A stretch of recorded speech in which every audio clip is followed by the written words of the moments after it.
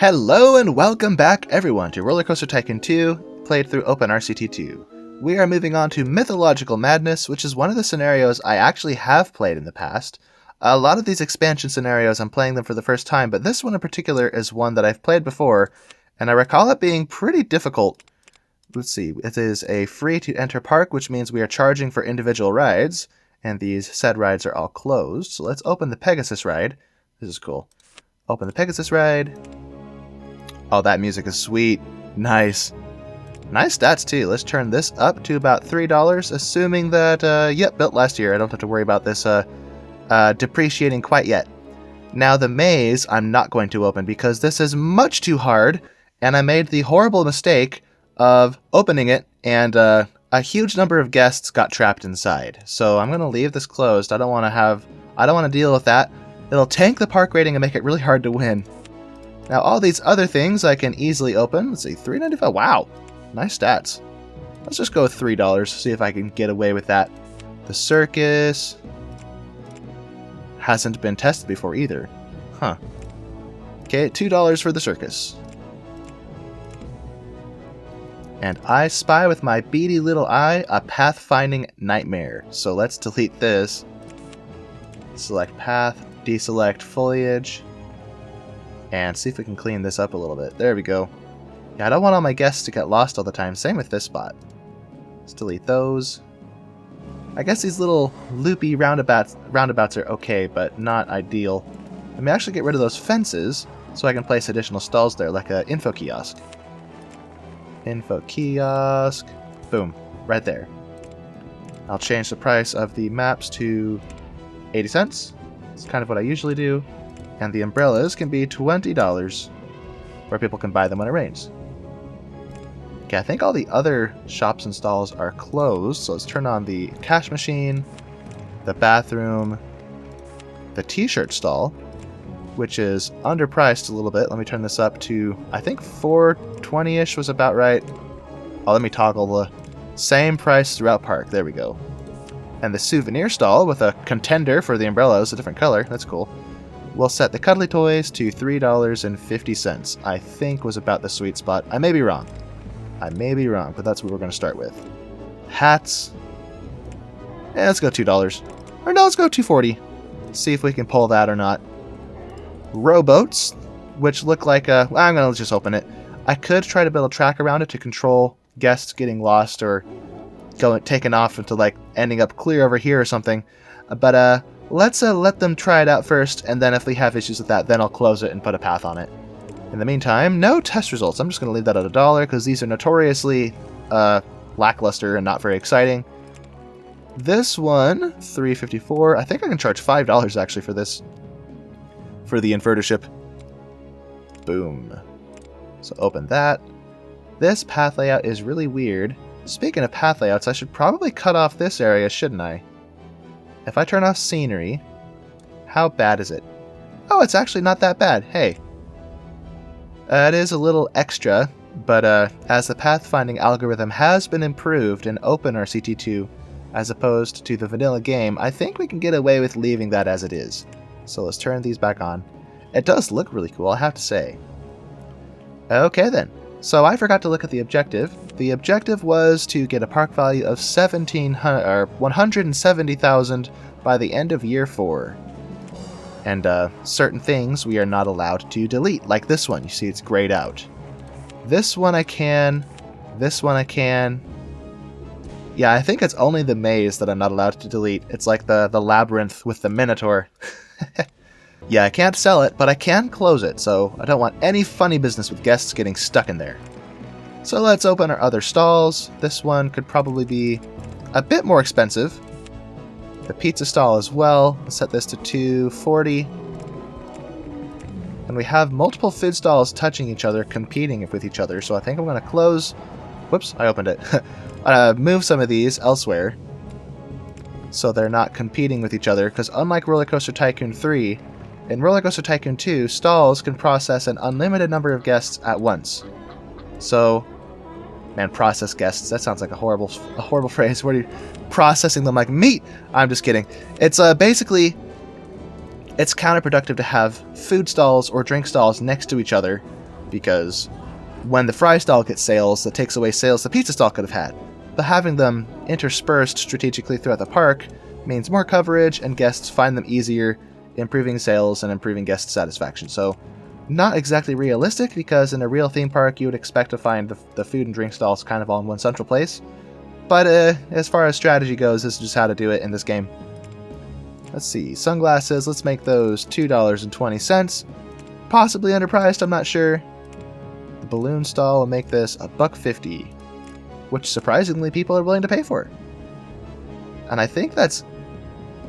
Wait a minute, is there music conflicting? Oh, it's the circus. I thought there was another music track playing conflicting with the Pegasus ride. Okay, let's look at our rides. The Minotaur Maze, I am leaving that closed on purpose. What about the Neptune and Sirens ride? Oh, that's way out here, and I can't delete it. If I look underground and hide vertical faces? No, not vertical faces. Hide base land. I don't like the path setup, but it's not horrible, so whatever, I'll just open this. Forget it. Oh, and water style. That doesn't blend with the Roman fanfare style at all. I think I toggled off transparent water. Whoops. There we go, much better. Okay, this spot needs a stall. Let's look at our options. What we don't have is another balloon stall. So let's place that here, facing forward. I'm going to leave it at the blue default color. Okay. Our interest rate is 10%, but we have $0. We don't have a loan. So we have lots of wiggle room to work. Let's build some roller coasters. Let's start with a corkscrew. And maybe build this. I don't want to mess up this big plaza area, so let's put the roller coaster over here. Maybe.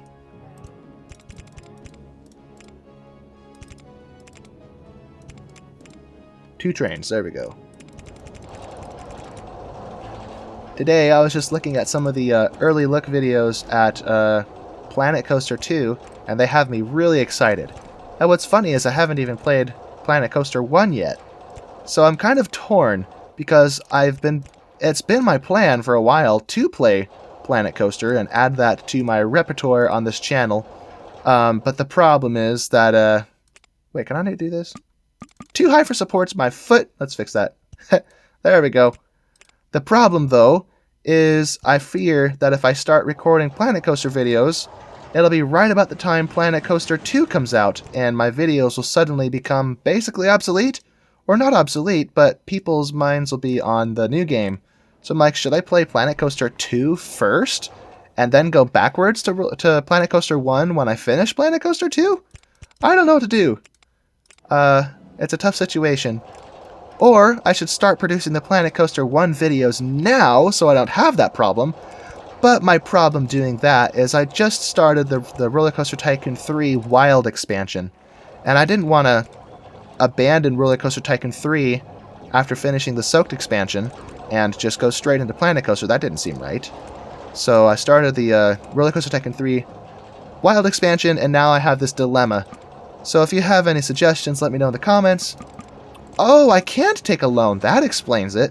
Okay, so we are actually in a very dicey situation. Shoot. This roller coaster can't be very big. So let me take all this back. I messed with my water for no reason. We made this 100 feet tall. It does not need to be that tall. Let's go 60 feet tall. Or rather, 60 feet tall relative to the station.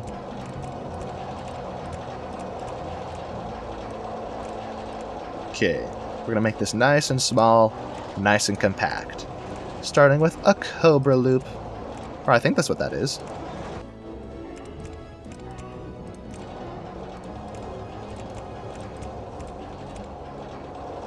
Okay. Then a little loop. Then pop up like this.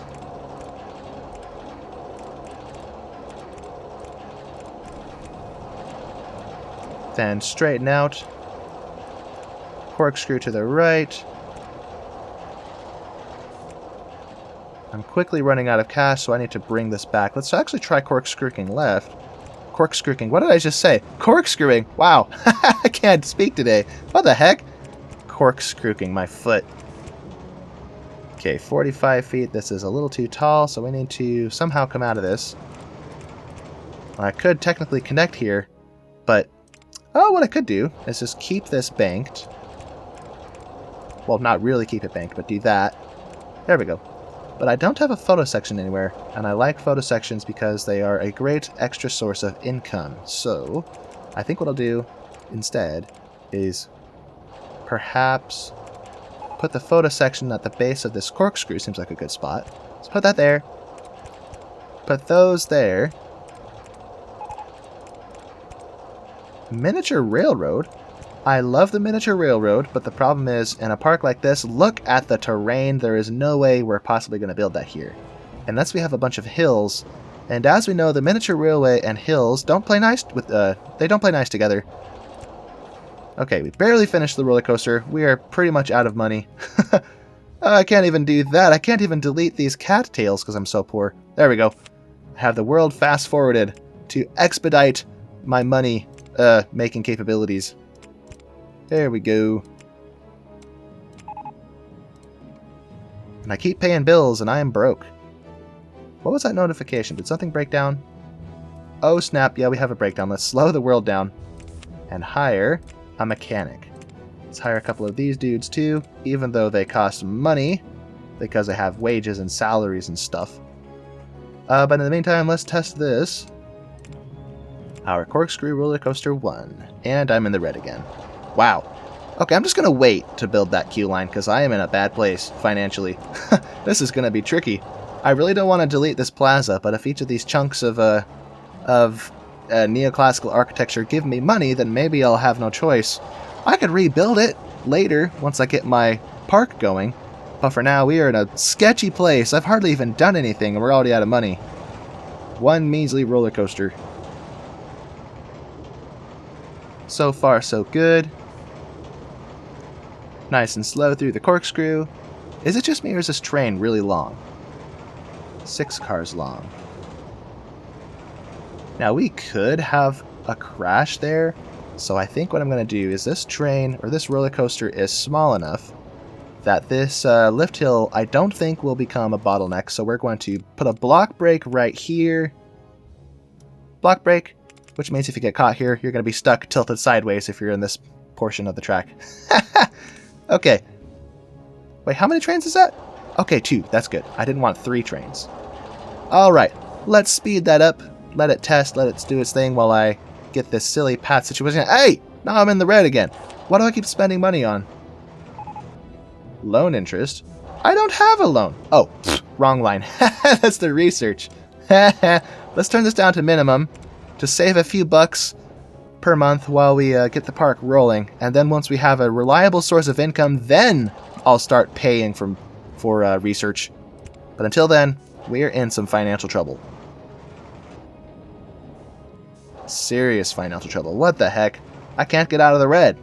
I don't know if I've had this problem before on this channel. Yikes. And I think I made my queue line too short. And I'm in the red again.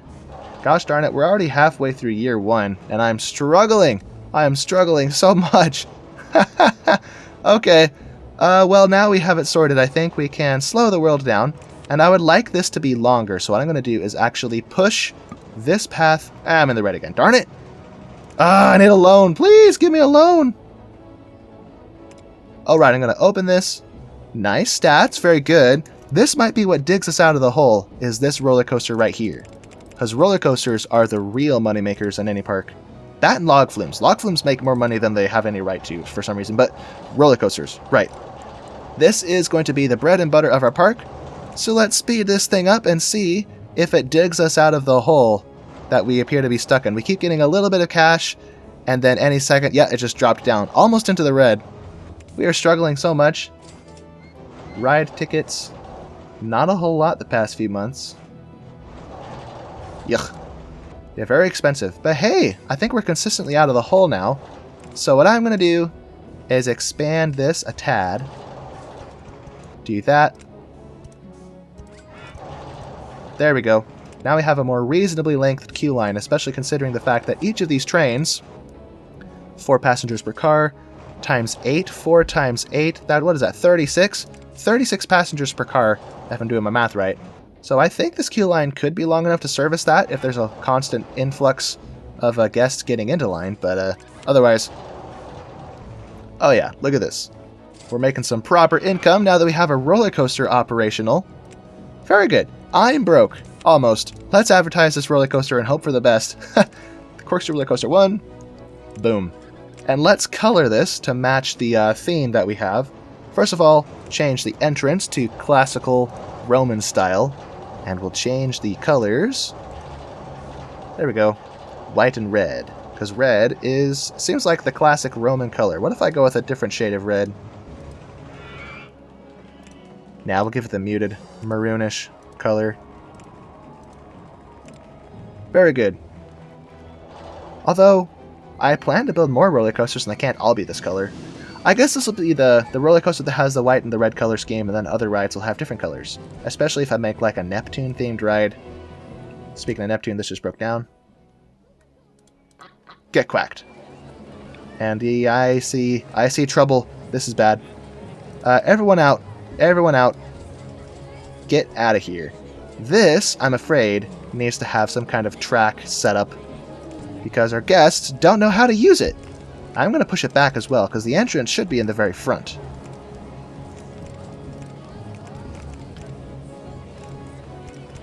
Look, I'm building it backwards. And I'm out of money. Okay, fast forward. I'm so broke.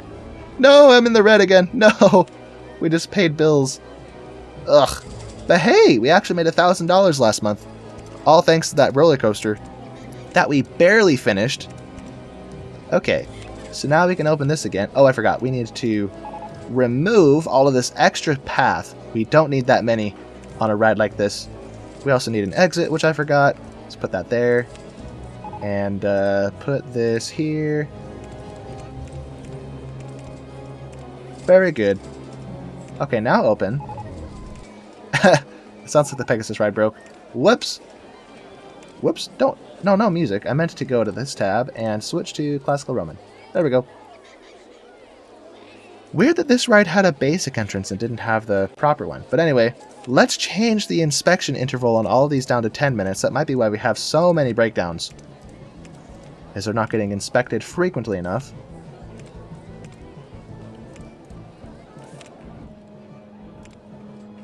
Especially Neptune over here. Hello, Neptune. Neptune and the Sirens. Looks like Neptune's attacking the Sirens. That's weird. And I think that's everything. Did I get this one? Oh yeah, I got that one. Okay, good.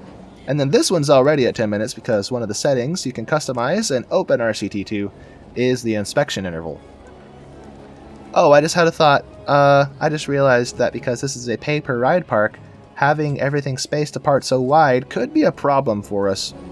Now, the park isn't huge, but this whole plaza, look at all the guests stuck in here, unable to actually pay any money to ride my rides because they're just wandering around in here.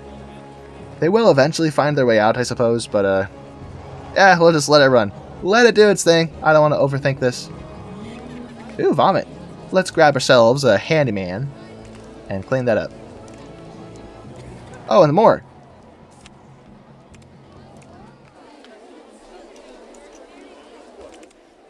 Okie dokie artichoke diet cokey hokey pokey smoky.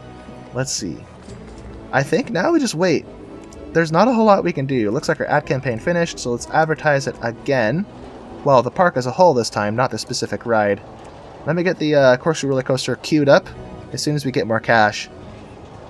As all these guys climb aboard, probably. And... any second. Come on! Okay. A different ride gave me the money, but whatever. Now we have that going. So get more people into the park, which means more people to ride the rides. And how is this ride doing? I see it's a little backed up. The throughput could probably be better, so let me turn this down to 5 seconds. How about everything else? What was that thought? Guests are hungry and can't buy it. What?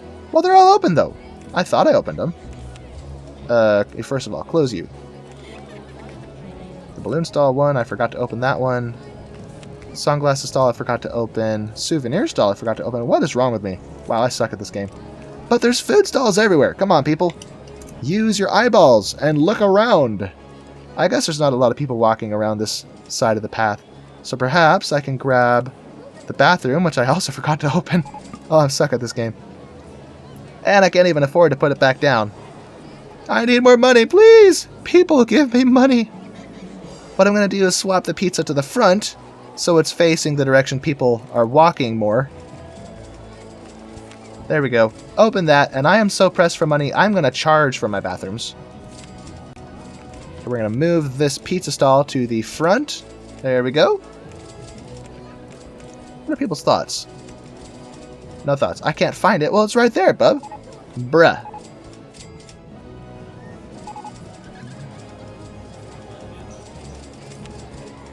Well, our park rating is kind of floundering. It's going back and forth, it looks like.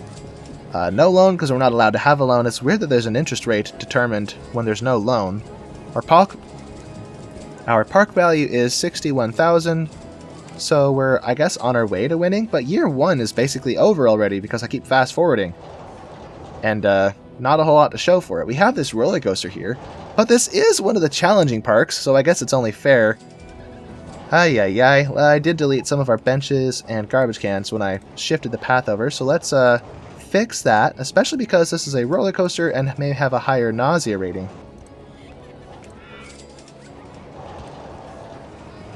Good to see our guests are actually using the litter bins instead of just throwing it on the ground. Except right there. There's garbage there.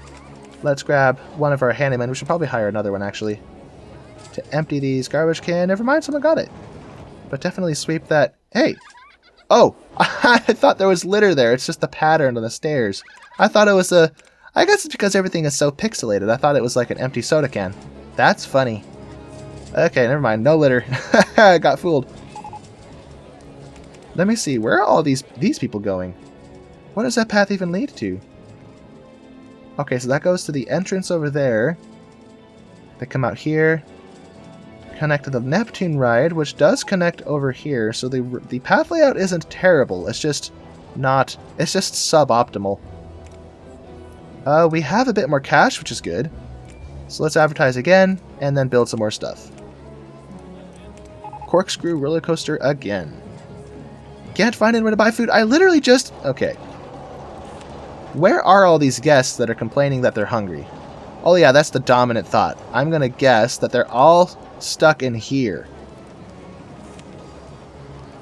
No, he's over here. What the heck? Bro, there's food everywhere. Okay, maybe I just need to put stalls underground for these people? These hopeless souls who can't find a bite? And I can't see. Ah! Stay invisible! Hide base land. Now, how do I make sure I line this up correctly? I kind of have to guess, I guess. I think that worked. No, it totally didn't. No! No, don't open! No! No! Oh, darn it. That was an accident. Hide base land. How do I figure out which stall this is?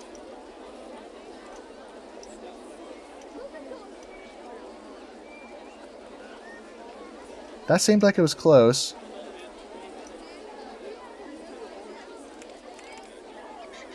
There we go. It's touching. Wonderful.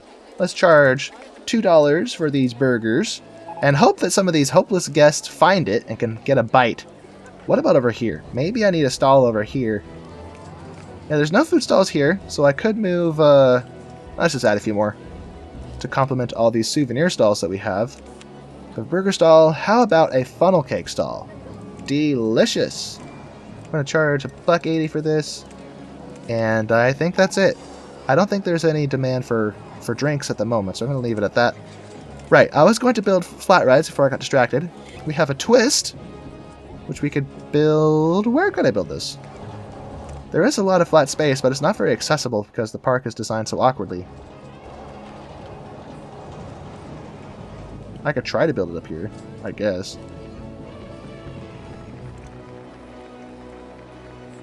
Entrance back there. Exit right there. Whoops, come back.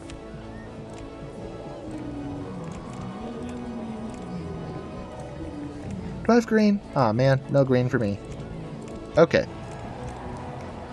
So here we go with a twist ride. The stats are Not impressive, but we're just going to go with this. $2. Just another source of income. And in the way of gentle rides, ooh, we have a merry-go-round. I'm tempted to kill the music over here because the merry-go-round is prettier. Let's put this down here on the coast. Although it will be competing with the Neptune ride as well. Whatever. I don't care. It's playing my favorite out of all of the merry-go-round music, so this one reigns supreme. Yes. I don't know how to pronounce it, but I think it's Die Regimentskinder or some fancy European word like that. Oh, I love this song. Okay, no more embarrassing myself with really bad pipes. Let's see. I might be able to make use of the chairlift later when I have the money for it, but right now we are struggling financially. I keep saying that parks where you pay for individual rides are really easy. They're really not if you have a situation like this. I can't even take out a loan. Our advertising campaign's just finished. That's not good. Although, advertising doesn't directly increase your income in a pay-per-ride park. It just gets more people into the park, which has the potential to give you money, as opposed to people walking through the gates, which gives you a flat increase on income. I don't see anybody riding this. Why is that? Not paying that much to ride the roller coaster? Okay, let's try $10. I wonder if I charge less, let's actually try $8. If we get more people to ride it, if we'll have more income overall, just for volume, as opposed to quantity over quality, I guess, of riders. And it's broken. I think we have to hire another one of these guys, even though that increases my operating expenses in this park. Ugh. Let's look at those, by the way. We have, let's see, that's about 300 or no, plus 400? No, that's shop stock. Oh, wait, no, that's income. Okay, let's look at our actual costs. Operating costs, just shy of $200, and landscaping was just shy of $150. So let's just say, I don't know, $350. Minus shop stock, $450, minus $500, staff wages, minus $750, marketing, minus $1,850. Oh goodness! So we basically, yeah, we did not offset that with our ride tickets at all. We are struggling so hard. Oh no, how are we gonna pull this? I did win this years ago, long before my YouTube channel was born. Yeah, that was like 2020 or something when I played this last, I think. What the heck? I wasn't nearly as skilled back then, but I was also more focused on profitability as opposed to aesthetics. Whatever the case, where's the mechanic? Are you going to fix this? There we go. Yes, fix it. And hopefully we'll get more people to ride this at the cheaper price. There we go. Everybody get in line. Yes. Everybody do the flop. I mean, beep, I'm a sheep. What are we researching? We have a steeplechase. We don't need a steeplechase. That's garbage. Let's uncheck roller coasters and uncheck scenery and stalls. What we want is thrill rides. And water rides, maybe. What do we have? What is this? River rafts? Okay, there's a slight chance of getting a log flume if I leave that checked. So we're going to leave it checked. But if it starts giving me boat variants, like these two, if it starts giving me boat variants, I'm switching it off until we unlock all the thrill rides. And then maybe we could get the log flume later. I don't know. Log flumes are cheap, and they generate massive amounts of income, which is why I want one. But other than that, water rides, for the most part, suck. Let's see. Corkscrew Roller Coaster 1. We can't afford to advertise for it. Come on, people. There we go. Boop. And I guess I just leave this fast-forwarded and watch the money roll in. But yeah, we're not in a good place financially. But hey, we broke 1,000 again. In the year of April. Not the year, the month. Wow. I am so scatterbrained for some reason. Maybe it's because I had chicken Alfredo for breakfast. Lots of fat and lots of carbs turned my brain into jello. It also makes it hard to talk. I think having a lot of fat in a recent meal messes with your saliva. It makes it harder to talk. I don't know. So, note to self. No chicken Alfredo for breakfast. I made it myself, I'll have you know. Not the sauce. I just made the pasta and the chicken myself. I have made sauce before, which tasted amazing, but the recipe I used said to melt freshly grated Parmesan cheese into it. So I got some high-quality Parmesan, and I grated it myself. and it did not melt. So the sauce, while delicious, was kind of grainy, which was disappointing. So I opted for a store-bought sauce this time, and the store-bought sauce sucked. It did not taste hardly that great at all. I mean, it was alright, but next time I think I should make my own sauce. What are we researching? We got the Hardline Twist Coaster.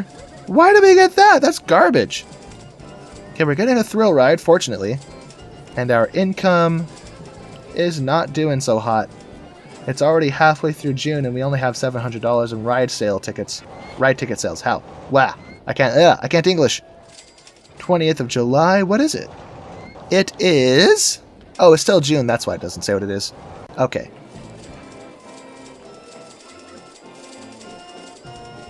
Good to see the merry-go-round is popular. Lots of people riding that. The most beautiful park in the country. Hooray. Thanks for the compliment. Roto drop. Oh, that's going to be that's going to be really helpful. Because the Roto drop, if we optimize it to the maximum height without exceeding 10 intensity, we can charge $20 per admission and people will happily pay it. That's how powerful it is. So, I wonder if we could optimize our shops. I'm not paying that much for a t-shirt. Okay, it looks like $420 was too expensive. How about the souvenirs? What are your thoughts? The cuddly toys are too expensive, so we'll turn those down a tad, maybe to $320. What about our hats? Good value. Well, shoot. Okay, $280. How do you like that? Good value, my foot. That may be why we're struggling financially, is because some of our stuff is either overpriced or underpriced. So if it's underpriced, we're missing out on profit we could have made. If it's overpriced, we're missing out on business and people aren't buying them all together. Unless they're super happy and willing to pay it. And look at this bathroom just cooking. This bathroom is just cooking. This one too. Look at that. 30 cents. How much money is it generating? Total profit negative $126. That might be because it took me a while to actually start charging for it, but now it's generating $90 per hour minus the running cost, so the profit per hour is $47. So, at least it's pulling its own weight. It's not straining my resources. And how is the roller coaster doing? Not so hot by the look of it. Oh yeah, that's sad. We need more people over here. Maybe I should have built the roller coaster over here. Mistakes were made. But anyway, when are we getting that Roto drop? I want it now. Give it to me. I need it. How's our income doing? June was not as good as May, unfortunately. Although July is looking to be probably our best month yet. Oh yeah, we've already got 1,000. 1,100. In just a few days, we'll have that Roto drop. Yay, we have the Roto drop. And we have exceeded June in profit. And we, oh yeah, we exceeded May by $1. Look at that. Alright, let's grab that Roto drop and see what we can do with it. Build custom design. This is a ride that is really powerful because stat-wise, it largely behaves like a roller coaster, but it's a lot cheaper than a roller coaster because it's a flat ride.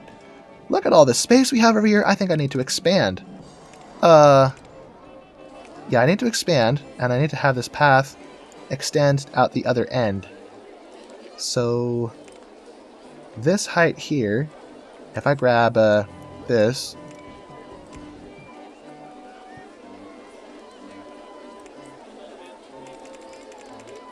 there we go. Now we've busted out the other side. Now if I just follow the edge of the hill here, so it's basically an avalanche hazard, then we'll be able to make use of all this flat space.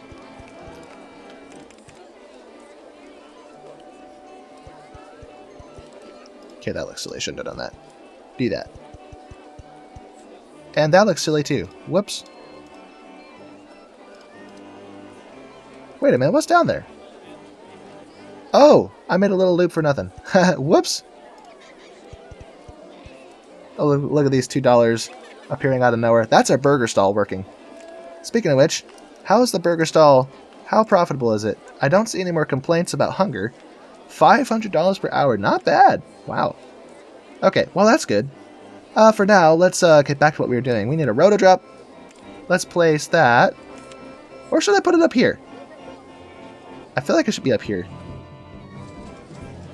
But I didn't just build all this path to put it up there. What I could do is just build more flat rides. More other flat rides in the meantime. Okie dokie artichoke, the cokey hokey pokey smoky. So we'll open this one for $4 because we already have one. Speaking of which, I should probably go turn it down. Because now that we have two of them, I don't think people are going to put up with this price gouging that I'm doing. Probably not. Okay, so there we have that one. People are already lining up to ride it. That's good. We could have another Neptune ride, because why not? In fact, we could place this out here over the water, I suppose. Or maybe over here. Or maybe over here. I don't know. No, actually I can't because of the way the ramp is set up. Never mind. Let's just do this. Do the easy thing.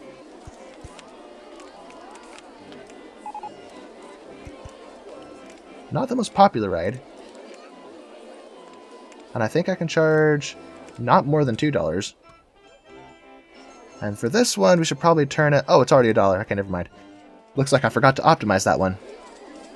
Okay, I want to have paths that come to the top of this hill. So let's grab this and see if we can, oops, extend that direction. If I go this way, mess up some of my shrubs. Whoops. Delete those.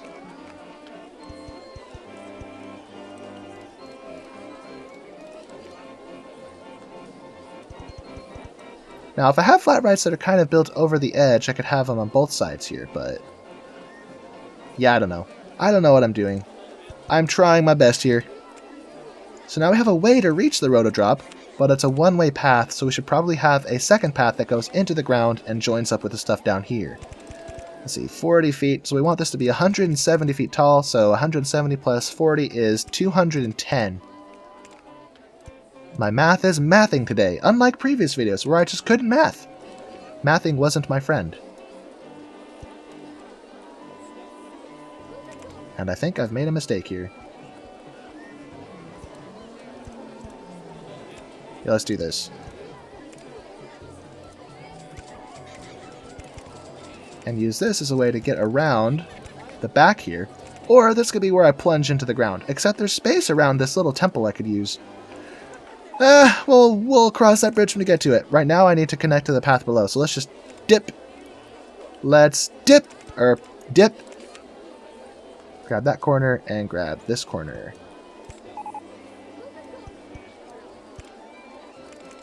I should probably turn on height marks, actually. Height marks on paths. I can't see. Hide vertical faces. Or hide base land, not faces. And hide vertical faces. -15. This is to go down really far. Oh, but this one's at 0. Okay, let's stop at 0. There we go. So now there's a way up. So it's all connected. And this has, yep, there we go. 9.64 intensity. The maximum height you can go without going too far. So now we can charge $20 per admission. Yes. Very powerful ride. Or I could drop it down to maybe $15 and build a second one. Like right here. Let's do that. Let's build a second one so we can really max out the profitability of this park. Let's see, 35, so this time I'm going to go to 205. There we go. That's a beautiful thing. Okay, let that test while we connect this up. Very nice. Okay, that's going to keep on warming up. This one, on the other hand, I need to drop the price down. Maybe 16. I could get away with 16. I don't know. Is it a percentage I have to cut when I add a second of the same ride, or is it a flat dollar amount? Because I just subtracted $4 off the price, which is way more than I would subtract off of a flat ride if I duplicated it, but it might be percentage based. Oh, there we go. Well, these guys are willing to pay it. Although it might be because this one isn't open yet. Okay, now that it's open, we'll be able to see for sure if people find that. There we go. It's fair. So, like this one, $16 as well. So between the two rides, 16 and 16, $32 each, or per 2 admissions, I guess. The math is not mathing anymore. How's our roller coaster doing? Still not a lot of people. That's annoying. Finances, 2,000. Oh my gosh, 2,600 per hour. That's pathetic. What about this one? Is this one not performing it? The Pegasus ride is almost doing better. That's hilarious. What the heck? This roller coaster is just not getting the traffic we need. I'm a bet it's the Plaza's fault. You know what? We're going to mark most of this as off limits because this is a historical site where we don't want guests ruining things, because we know how guests are with vandalism and the like. So we're going to block everything off. So guests can't go out there. Where is that? Where'd it go? Oh, it's right here. Oh, wait, no, come back. I need that still. Ah, okay, close all those. If I keep guests from getting lost out here, then potentially I could funnel all the guests out of this area and ensure that they only go through it and go to the right immediately. So, no entry, no entry, no entry, no entry. And did I mention no entry? Okay, the signs are kind of obvious, the color I mean, so I may change those. But first, I deleted a lamp I didn't need to, so let's put that back. Okay, now for these, I'm going to change the price to, not the price, the color, to something more muted so it doesn't stand out as much. Invalid color, what? No! This should work just fine. What's going on here? Do I have to change them individually? Oh yeah, they're like individual entities like rides because they have their own little dialogue box. Well, that's annoying. Okay, fine. Fine. I see how it is. We'll change them one at a time. See if I care. Wasting time is one of my favorite pastimes. So the joke's on you, RollerCoaster Tycoon. Ho-ho! Except that I don't want to bore my viewers, so apologies. I'm sorry. Let's change the rest of these. Make this a tannish color. We want this to be as discreet as possible. Oh yeah, this is much better. All the guests are kind of funneled out. And this one. Make that a beige color, not brown. Beige. Okay, no more guests getting stuck out there. That's what we want to see. Or what I could have just done is deleted the paths. I was trying to do this because I didn't want to delete all this, but this is more obvious. I'm such a fool! Let's just delete these paths. What was I thinking? If I delete these, then I can get rid of the signs. Okay, get rid of that sign, get rid of that sign, and that sign, and that sign, and that sign. Oh, silly me. Give me all that money back. Okay, let's investigate how profitable this park has become. If we look at this, oh, it's about to rain. Yeah, we're not doing much better the past few months. Although we're only halfway through September and we're already outperforming any previous month, ever. So I guess these Roto drops are probably what's doing it for us. If I look at the Roto drop, profit per hour, 5,000 is better than the roller coaster. Ugh. What about this one? Not great, but you know, maybe it's because I'm undercharging for this. 5,000, okay, it's a little better than it was before. Let me charge $10. That's probably a good all-around price. My experiment of charging less appears to have not worked. So, there we go. Here's a little trick. I can make a cheap little maze right here. Make it a really cheesy maze. Make it super easy for people to get in and out of. Right there like that. Nice. And at $1, it'll just process people so fast. We can change this to 64, so no limit to the number of people allowed inside, although, frankly, they're just going to walk in one end and out the other. They're not going to get stuck at all. Brick walls. So far, no one's riding it. Maybe no one is interested because they want more thrilling stuff. Actually, let's look at the profile of our guests. Less than 4. Okay, this guy might ride it, if he discovers it. Good to see our umbrellas are making sales. I probably should have had an additional umbrella stall somewhere, but I missed my chance. The rain is abating, but that's fine. We'll put this here and change the color of these umbrellas to blue. Bluey. Why is no one riding this? Oh, because it's raining. Of course, naturally. Okay. Okay. I think we've successfully dug ourselves out of a bad situation. Now we have... It's not optimal, but we're making a decent amount of money. If I look at my finances, oh yeah, September isn't even over, and we've almost doubled what we've been doing the past few months. And then we made nearly $1,000 in shop sales. I guess by the end of the month we probably will make 1,000 because of the rainstorm. Oh yeah, easily. Just a couple more hamburgers and we got it. Yep, there we go. $1,000 in shop sales. Let's speed this up. I want to see what September looks like. And why did it plateau? Okay, so it wasn't quite double. It was double what some of the earlier months were, maybe. But not the past few months. But hey, it's better. It's better than what we've been doing, probably because of the Roto drops. I don't want to spam too many Roto drops because that seems a little cheaty. But, wait, what are we working on? Oh, we're getting a pirate ship. That's one of the best rides we could actually have. Good to see the swinging inverter ship is doing so well. It is completely full. How much money is this generating? Not bad for a flat ride. Not great compared to a roller coaster, but it's something. I wonder if I should add more rides over here, and if that might be the reason there's less people coming to the roller coasters. There's less stuff to draw people over. So, let's make space here. Whoops, too far. Make space here for another, maybe not a swinging inverter ship. Maybe we'll put a pirate ship here. Because a pirate ship, well, first of all, we don't have any yet. We have 2 swinging inverter ships already. We get it tomorrow. Let's see. On October 9th, or no, not tomorrow, today, in 2 days from the day I said. Where is it? Pirate ship on October 9th. There it is. Yes. So I can put this here.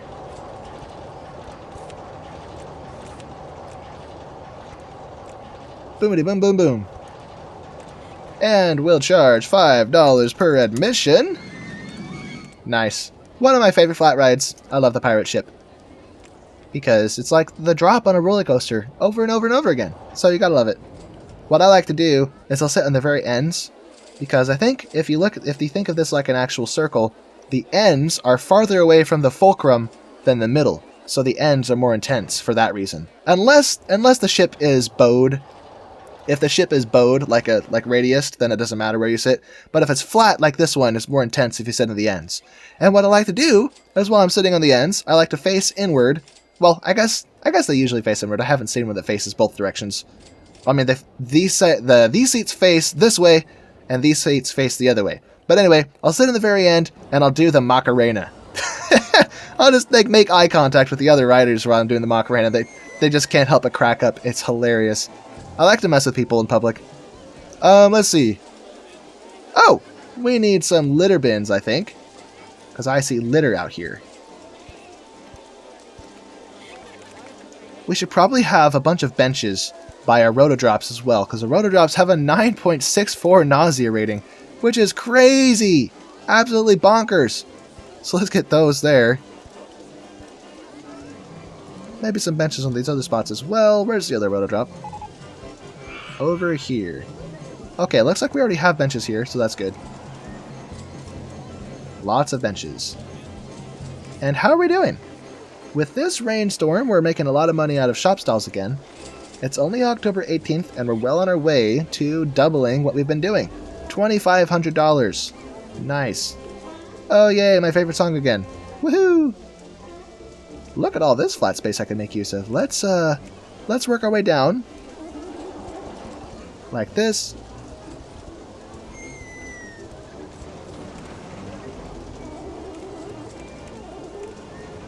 Let's switch to dirt. Here we go.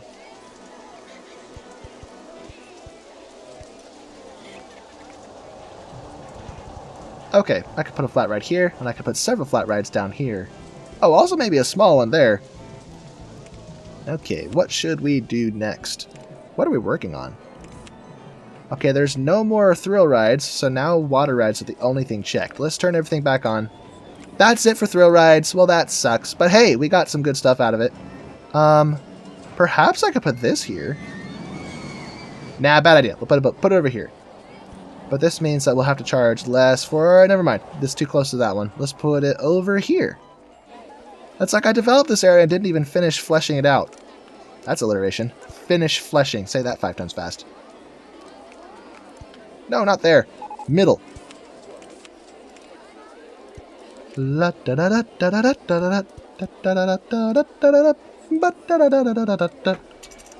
I charge $5 even though we already have one? Or do I have to turn them both down? Yeah, they're all turning away. Too expensive.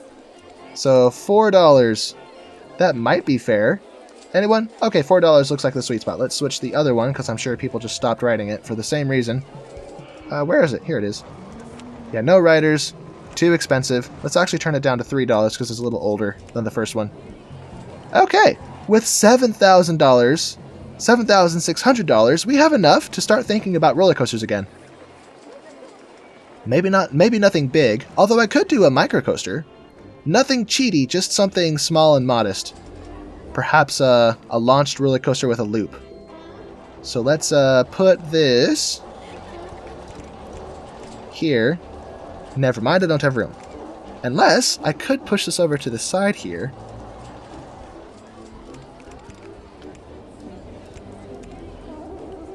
Nah, this isn't gonna work. This is gonna... Yeah, it isn't gonna work. Darn it. Okay. No microcoasters there. How about we put it right here? Or actually, no. I wanted to extend the path over, but I don't know what I want to do. Where do I build this? Oh, there's a spot. Wonderful. We will put it right here. Not quite there. Here we go. And I don't want to mess up my little labyrinth, so we're going to helix. Loop right.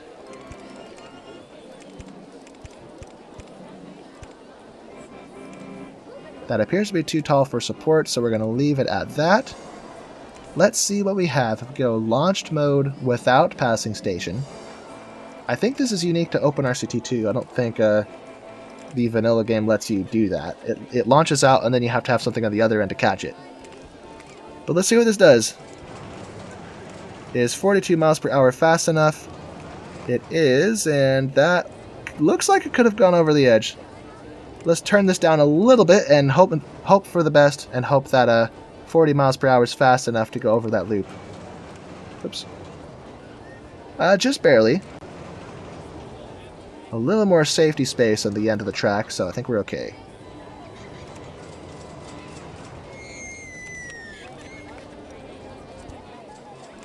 Okay, I like that. I like that. A nice medium range type coaster.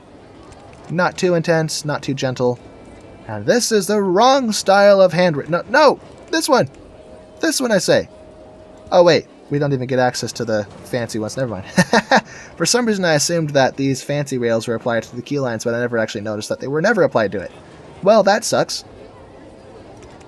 I could make a little revision to this, possibly, and add a photo section, I think. Do I have a bit of wiggle room here, or am I right up against the... Oh, no, I'm right up against it. Never mind. Okay, no photo section. Whatever. We could make a decent amount of money with this. If I turn this up to $8... Look at that! People are already willing to ride it. Wonderful. Let's change the colors. Maybe to a bright Roman red with white supports. And the train, that looks fine. We'll leave that as it is. Okay, so now we have a second roller coaster. We are almost halfway through year 3. What? Wow, this is going way too fast. I guess it's because I fast-forwarded so much. But we still have a decent amount of cash, so let's build another roller coaster. A small one, unfortunately, because we don't have cash for anything else. We don't have enough flat rides to really make much use of the space down here, so let's just make a junior coaster, whatever.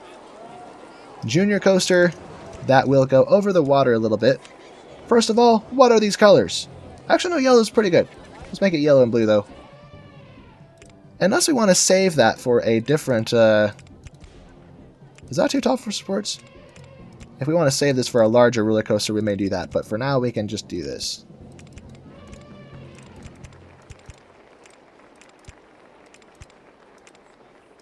We went from 40 to 30, that should be just fine.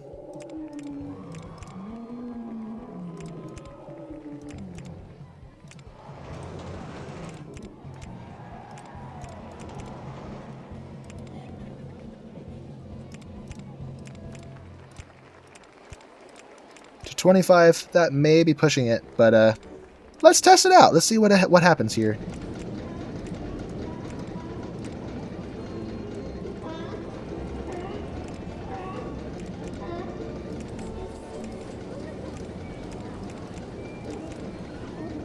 one single train, but I don't think there's going to be enough demand that we'll have any throughput issues. Why did it stop? Hey! That was weird. I'm going to turn up the lift hill speed, though, to 6 miles an hour. Well, this is a nice-looking generic roller coaster. Huh. Anyway.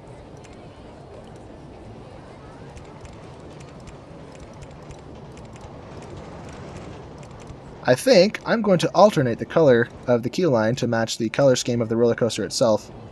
And it stalled. It stalled. Bad news. Bad news. Well, gosh darn it. That ruins everything. Okay. Okay, mate. It looks like we have to, we're just going to put a little trim brake type thing there just to make sure it successfully finishes the circuit. Okay, what was I saying? Let's grab yellow and alternate these colors. There we go, that's cool.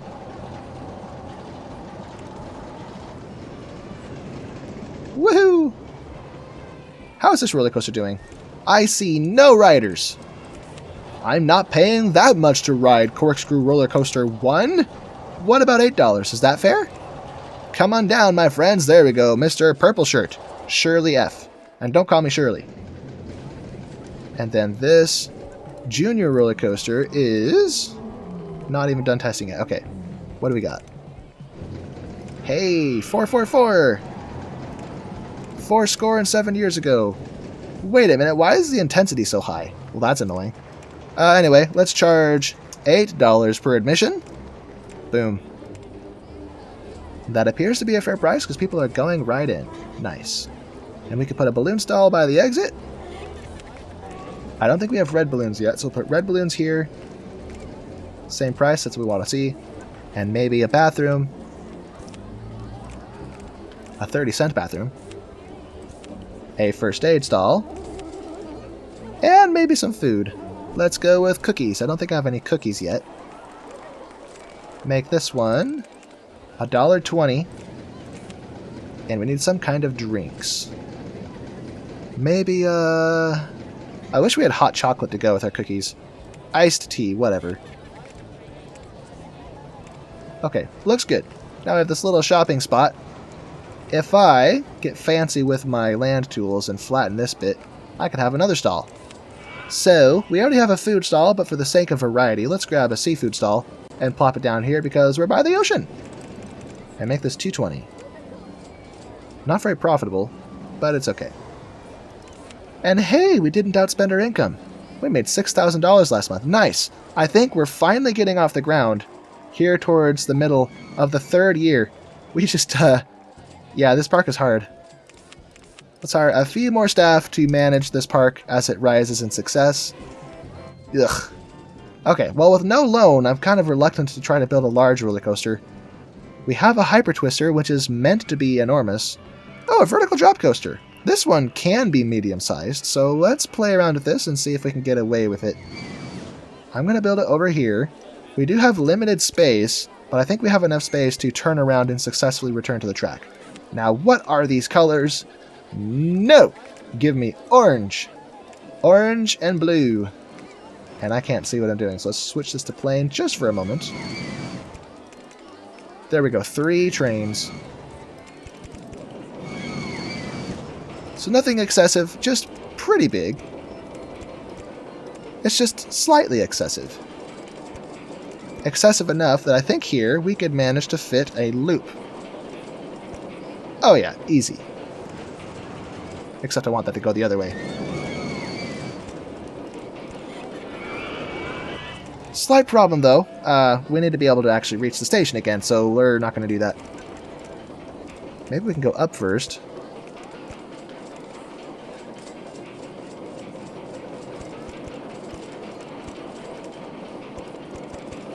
Okay, that's the height of the ground. So if I do the loop here, then we should be... Okay, that's as tall as the lift hill. That doesn't work. We have to go lower. Well, shoot, this just doesn't work. Okay, bad idea, bad idea. What if I just drop here?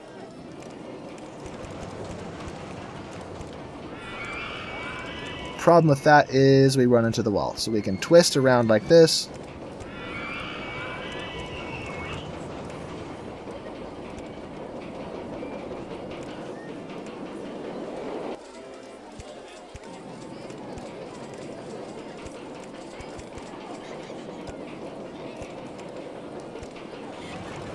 Can we get away with that, or will we stall?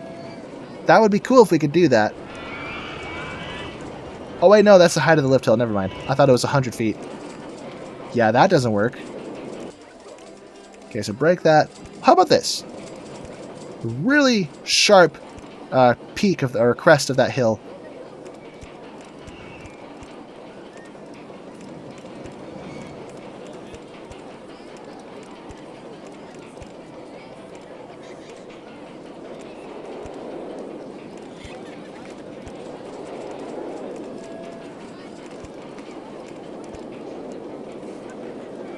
Okay, that's kind of neat. Problem is, it might be difficult to reach the station again, but we'll cross that bridge when we get to it. I think we're okay for the moment. Photo section doesn't fit. Okay. It's a bit of a straight segment here. Can I put a small loop here, or will we be too fast for it? We may be too fast for it.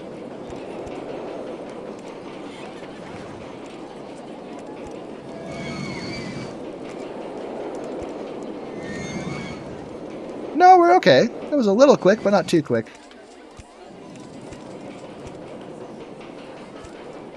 Now we're touching the water. That's not what we want.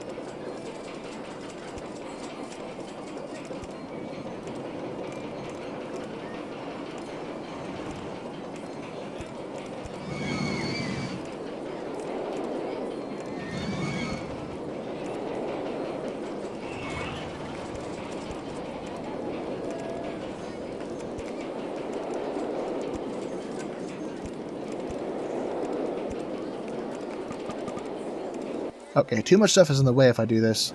And now the ground itself is in the way, so we have trapped ourselves, so I think we should not do that.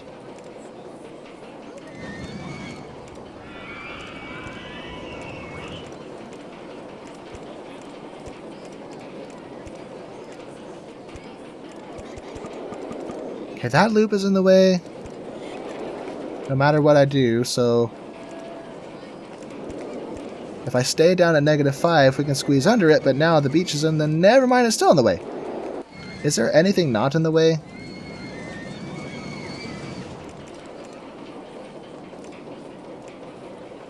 Let's loop right instead.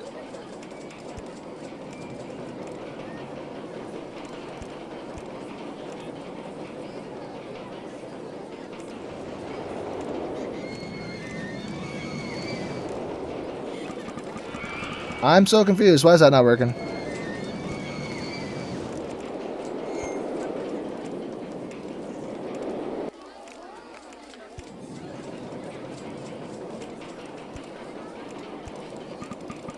Grr. That would be cool if it worked, but what the heck? Bro, let me do the thing. Okay, that may just be a bad place for that loop. Fine, we'll put a hill here.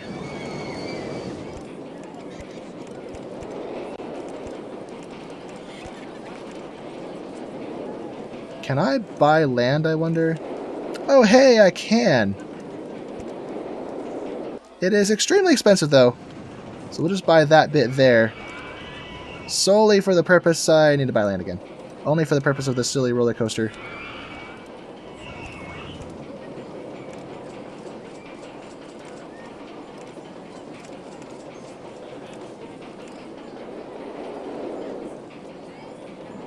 And I missed a spot.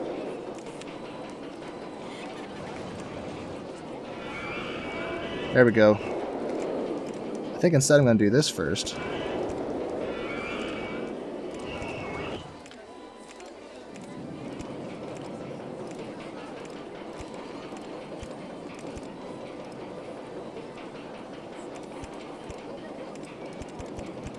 Oh yes, I found a corridor. Hallelujah.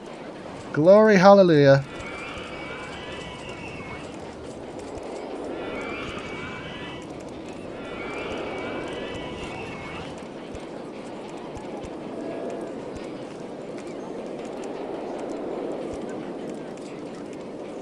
Okay, now we need brakes. So we'll put some brakes right here. And the helix is in the way. What? Okay, we'll drop down again, I guess.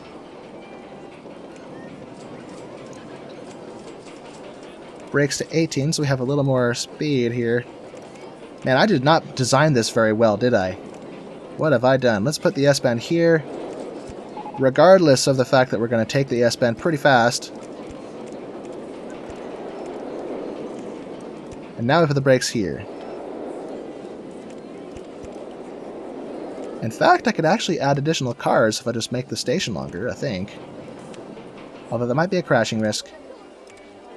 Oh, right. Entrance and exit.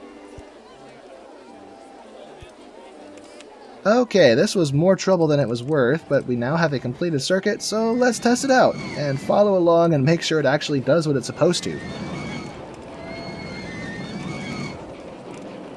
Woo! Here goes nothing. Let's watch our vertical G's. Just barely breeze through that loop. Woohoo!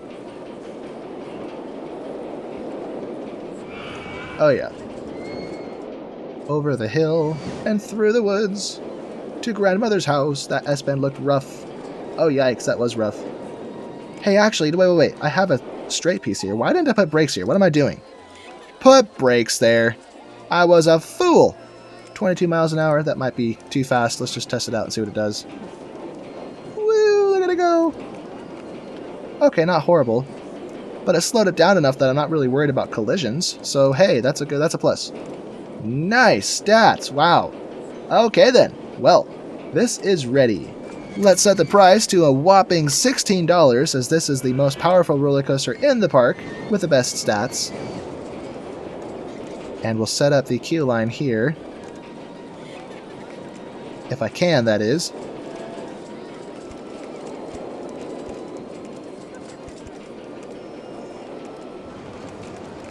Okay, slight problem.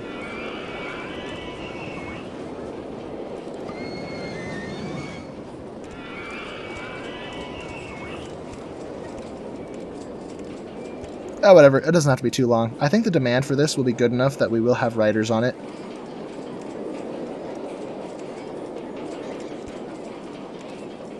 Okay, then. Let's open this and see how much money it generates. With all the people over here, there should be a lot of people ready to ride it. Any takers? Come on down, my friends. Actually, I just realized, why did I design the path like this? What am I thinking? I could have just dropped this down here and used that last tile. I'm forgetting the basics. There we go. And already we have riders on it. Wonderful. With all this extra cash, I still have the same amount of cash I started with. More so, actually. More than. Vertical drop coaster 1. Let's advertise the park, get more people into it, and our park value. Oh, look at that! I think we won. Yeah, 170,000. So we definitely won. I'm not going to try to double it. Because this park, yeah, that's not going to happen. This park is rough. I mean, I guess I could try it, but it doesn't really seem worth it to me. With no loan, no wiggle room at all. Let's do free fries, because it's, well, today is Friday. Free Fry Friday! But this is going public on Monday. I'm recording Friday, publishing Monday. Because I need time to edit and make the thumbnail and all those little edity bits. Hello, ducks. There's a lot of ducks over here. And now, every single duck has been quacked. Nice. Unless there are more hiding somewhere. Oh yeah, here's one. Get quacked, you silly quacky mallard. Pop. What is this? Oh, it's like a... I don't know what legend or myth that's from, but it's like a shawl or a scarf hanging on a tree. Cool. Hey, $10,000. With income consistent like this, we may be able to afford a large roller coaster like a Hyper Twister. Not yet. Let's get the park a little bit bigger first. I'm not comfortable building quite so big yet. We can't afford it. I could build a wooden roller coaster over the water potentially. Or maybe not over the water, because that looks funny. Maybe over here, if I extend the path over to it. Or maybe over here. Let's build first, and then build the path out to reach it. So let's build this on the ground. Are these trains or individual cars? Three cars per train? Okay, that means it's going to be difficult to... Oh, that works. With individual cars, it's easier to do hills without falling off the track.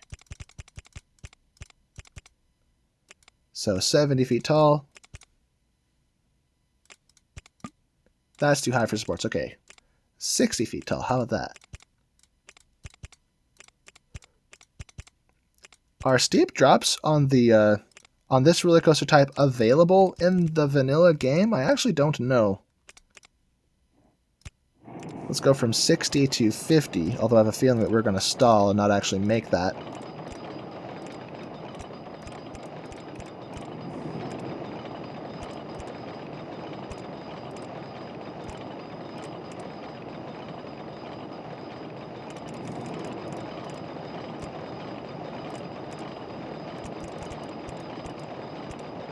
Let's try 40.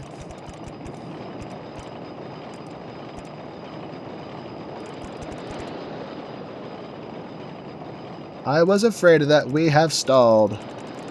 What if I opt for trains after all? Maybe if I do trains. 2 trains of 3. No, don't actually test. Do the blue flaggy thing. Swinging inverter ship broke down. Well, that sucks. Oh yeah. Ever so gently breezed over the top of that hill. Very nice. So I feel a little more comfortable going to 40 feet without fear of stalling. From 40 to 30, I think.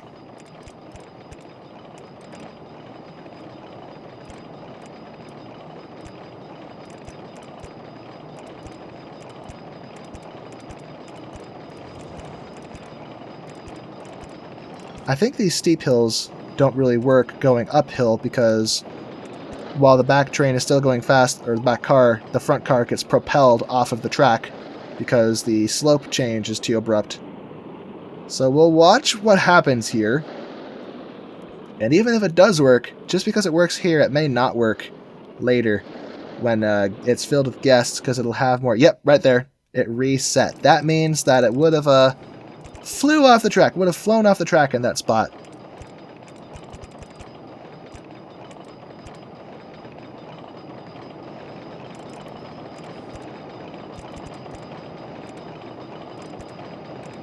Let's have this tucked nice and tight.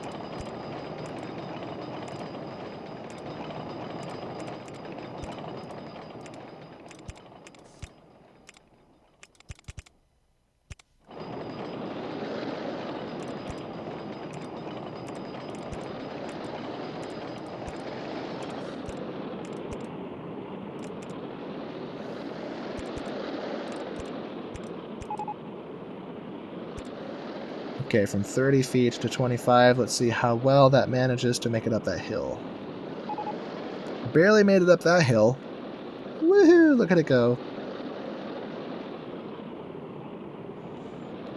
Okay, I have a different idea. That barely made it up, so let's put a hill here to 25. Drop down again. Now we're out the other side, where we are primed, ready to eventually rejoin the station. If we S-bend over.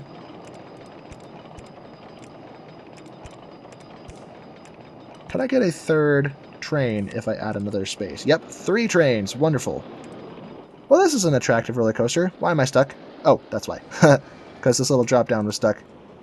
Reverse trains? Nah. Let's add our entrance and our exit. Bing bang. And test. Wait, no, don't test. First, turn up the lift-hill speed. Okay, all aboard. Let's see what this does. Very attractive roller coaster type. Not very effective, but it certainly looks good. Woo! Let's watch our lateral Gs. I know this is a wide turn, but I just want to make sure. About 1g, so about the equivalent of Earth's gravity. It's like lying down on your side. Or I guess lying down at a 45-degree angle because Earth's gravity still applies to you? I don't know. Something like that. Lateral G's don't cancel out vertical G's. They just get added on top of it. Whee! Nice and easy. Now this spot is a little tighter, but we should be slow enough that I think we'll be okay. Or not. That was almost 2 G's. Wow. I think this roller coaster has brakes, so I could use brakes. Yeah, if I want to get the intensity lower than the excitement, I might want to opt for brakes. So if I put brakes right before that turn, let's try 18 miles an hour.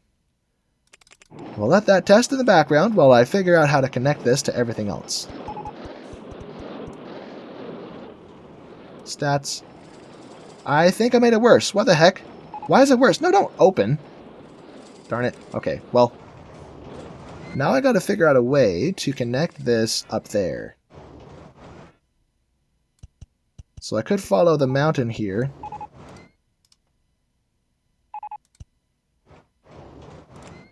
Okay, let's switch to something different, like this. Well, first, let's make sure we have a way to get into this area. So let's actually extend out here. Maybe follow the coast. Whoops. And from here is where we start to go up. Except that's in the way.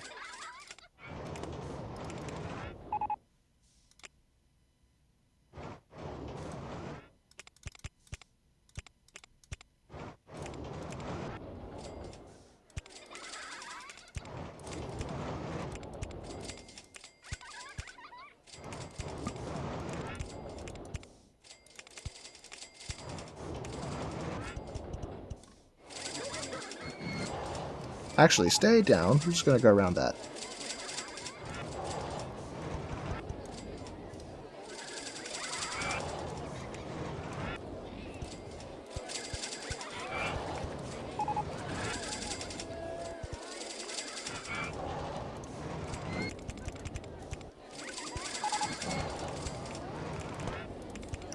There we go. Now they have access. So let's add our queue line here.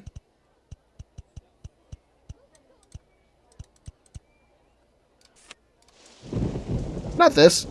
This. Gimme. Gimme. Okay. And open. And with stats like these, I can charge maybe $10. I don't know. $10 or so. Slow the world down. Whoa! I have a huge amount of money. What is my park doing? Oh, look at that! We actually have a respectable income now. With that, I think it's time to build a Hyper Twister. Woohoo! But that is not a Hyper Twister. Where's the Hyper Twister? That is... Oh, I can also turn up my research again. Back to normal.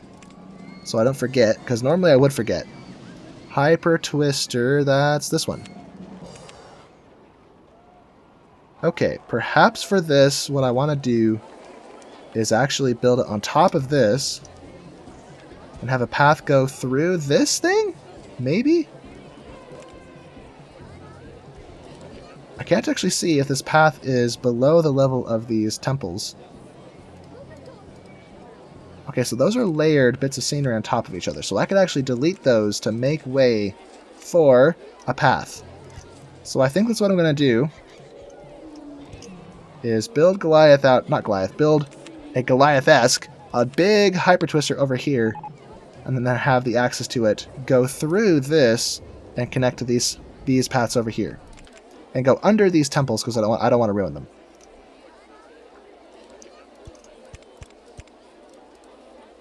Okay.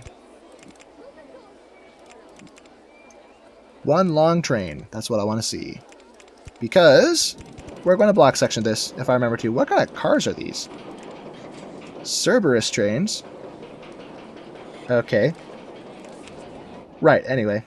I think I need to have this go the other direction. So, loop around.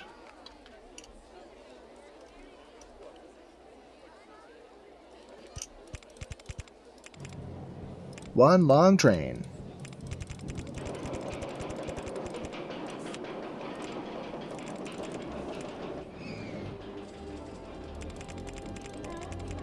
How tall are we? How much room do I have? Oh, that's a problem. Can I buy this land? Hey, I can. It is extremely expensive though, so let's avoid doing it if I can. How tall is this now? 240, and we started at 40. Alright, I guess it's a good place to stop climbing.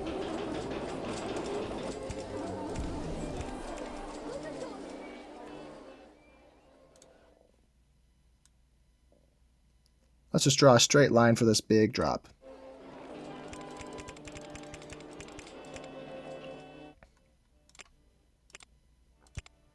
Right over the water. A little close for comfort. Okay, we have to break sooner. Okay, come down to 20 feet, I guess.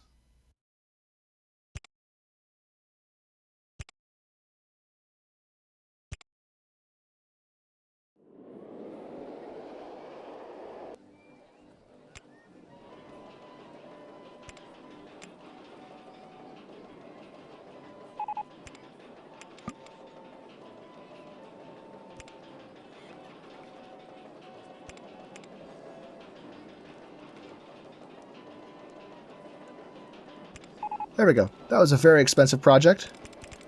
Maybe I just shouldn't have gone out here in the first place. But whatever. Does this look weird or cool? I kind of don't like it. I want to redo the whole thing. But I know that some of you don't like it when I do that. I can't make up my mind! Okay, here's a change of plans. What we're going to do is make this drop a little shorter. Come back up. Never mind, bad idea. Okay, just go down. Whatever. Whatever.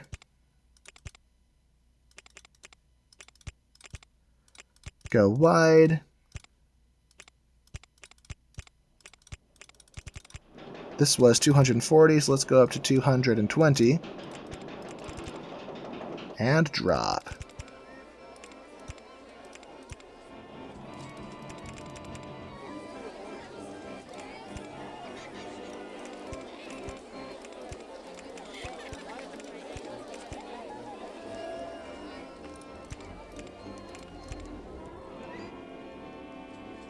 Did we just stall? No way. No way. That's a 20-foot difference. Yo, I don't think we made it. Let me see that again. That's wild if that didn't make it up.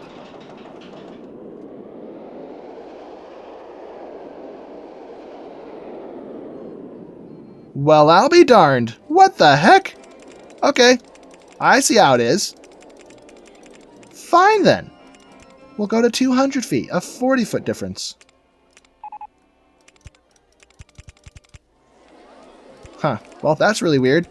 So this one will only go to 180? Maybe I can pull that off.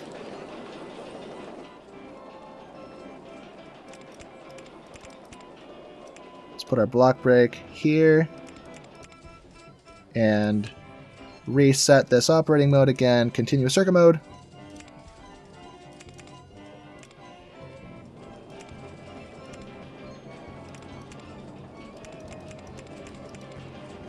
Oops.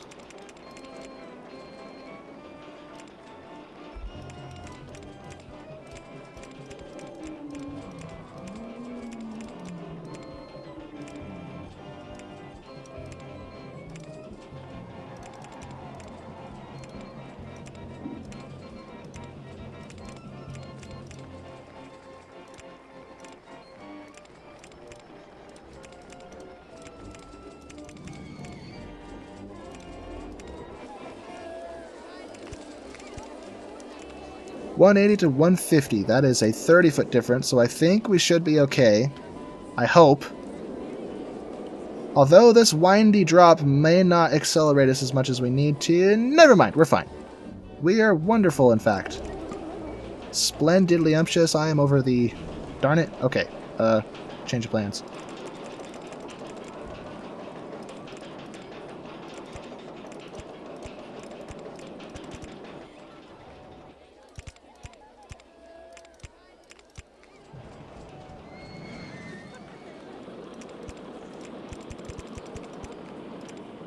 That's 170. This was... Oh, that's too tall. Whoops. Whoopsie. 150.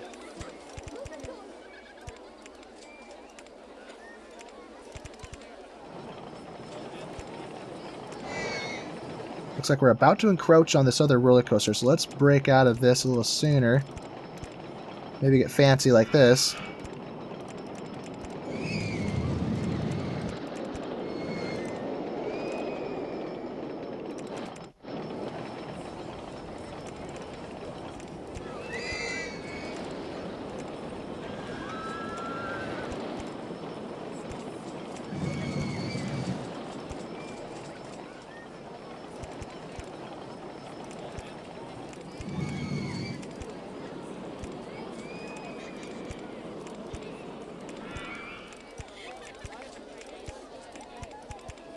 Did I make this block section too long? We have the zigzaggy drop, and then this whole section, which is much too long, I'm afraid.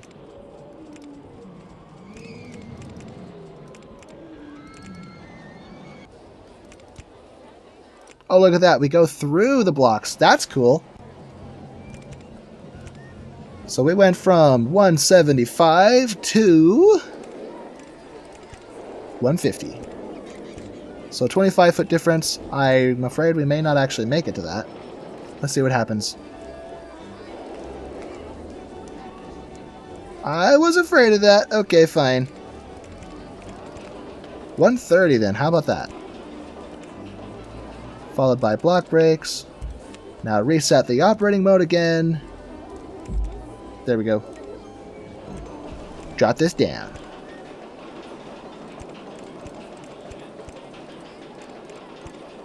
This will be the final section, so we're going to just kind of play around a little bit with it. Does this roller coaster even look good? It's kind of doing some wonky things, if you ask me.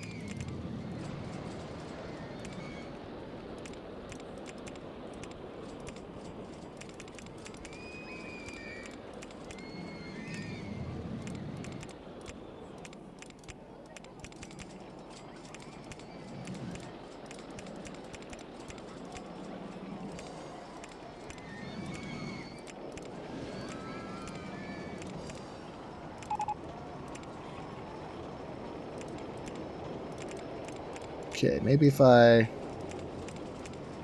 do this.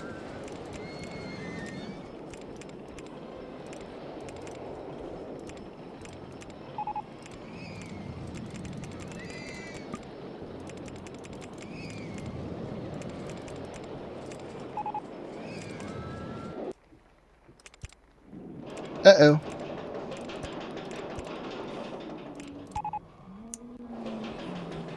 To 60 feet. Now we need to drop to 40.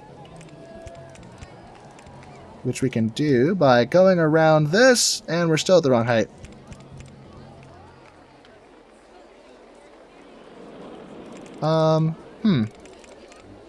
Interesting.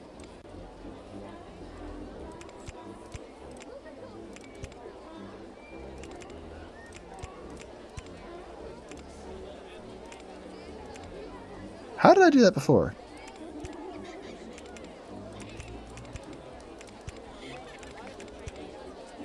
Okay, now we're at 40, so this is the right height, but the wrong direction. Oh, here we go. But I'm afraid we'll have braking issues if we do that. Well, I mean, we could put a block break here, and there shouldn't be a collision because no roller coasters will be released from this block break unless this one passes through it. Through this block break, I mean, so maybe we're set. Let's see how this goes. Right, let's get our entrance and our exit in place. Our lift hill is already maxed out. Change this to 3 cars. And we'll test it. All aboard! And what is up with these horrible colors? Gosh, awful colors. Let's make it a solid green with blue supports. Oh, hello. Yes. What if I make it purple? Or if I make the track purple with green supports. Nah, I like the green and blue better. So solid green with blue supports. That is a winning color scheme right there.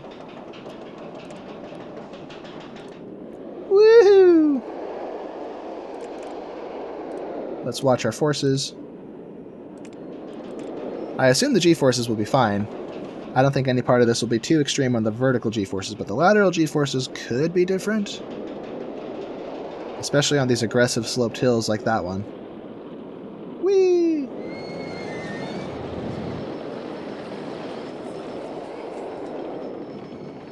It's like they're being towed by a three-headed dog.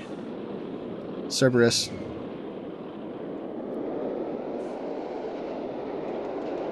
Woohoo! Okay. So that looks alright. I think we're okay. And we didn't get held up anywhere, so I guess we successfully designed the block breaking setup that there's no bottlenecks anywhere on this. Nice stats! Wow. Okay. With that, let's connect this with everything else. I need height marks on the paths. Let's see. See-through scenery. See-through scenery and height marks on paths. Uh-oh. I think in order to pull this off, we have to break. We have to pull this down.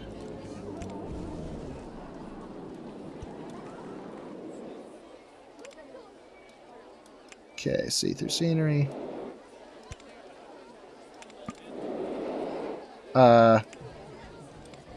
Or maybe what I should do is figure out a way to start this from the other side. See-through scenery. This is where we want to start that, so we're going to drop down.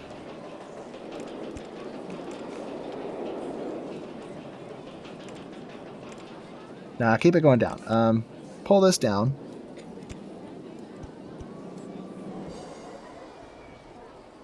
I think that works. Maybe we should flatten it, because I'm afraid that based on how we're doing this... There we go. Now I can get more length into this. If I'm careful, that is. If I'm not ruining my scenery. Oh yeah, I'm totally ruining it. Ah well. We'll cover the top of it or something.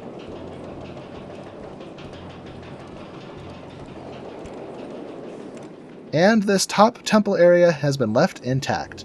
Now this spot got messed up, but whatever. We're just not going to look too close at it. It's fine. See through scenery. Edit the land.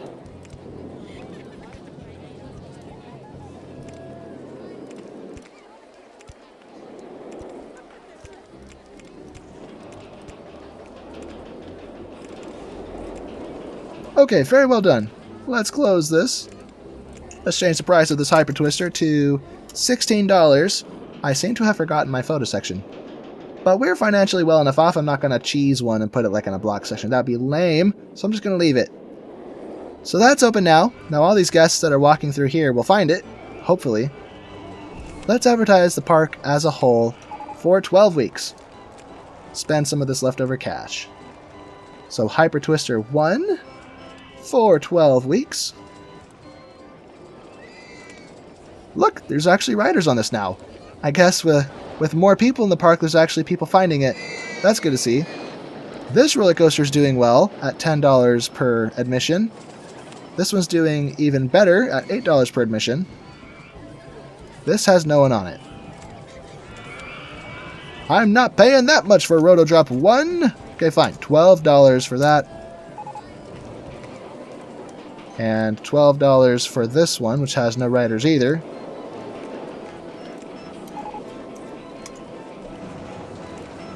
Let's see if that fixed it. This one also has no one on it. Let's drop this down to $5. It's a measly $5. Let's actually just look at all of our rides and see what has no riders. Like the circus has 0, probably because it's overpriced, so back down to $1. One measly pathetic $1. The maze is too expensive, so let's try 50 cents.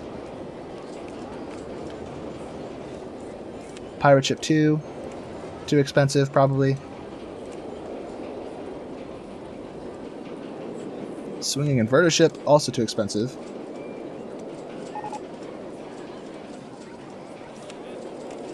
Oh, I just changed that one. And the Vertical Drop roller coaster has 0 people on it, probably too expensive. $12. Come on inside, my friends, and ride the amazing rides. Let's see. We need more benches. And on the beach, I'm going to use these fancy park benches instead of the stone ones. Especially by our thrill rides and our roller coasters to try to manage the vomit in the park and keep it under control.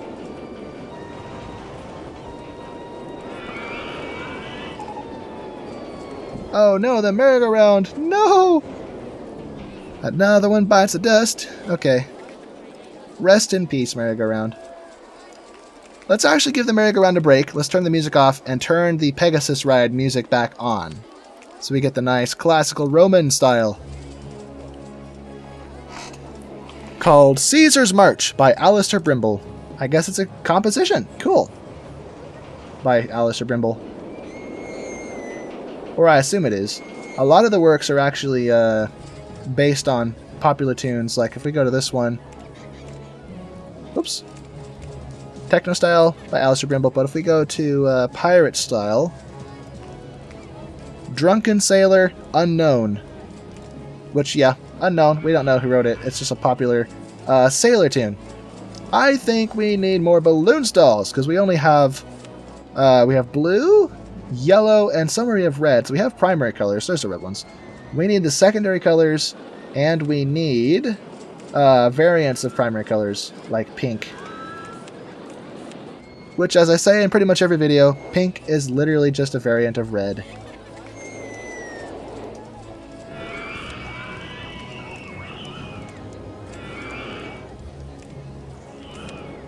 Next up, we need purple.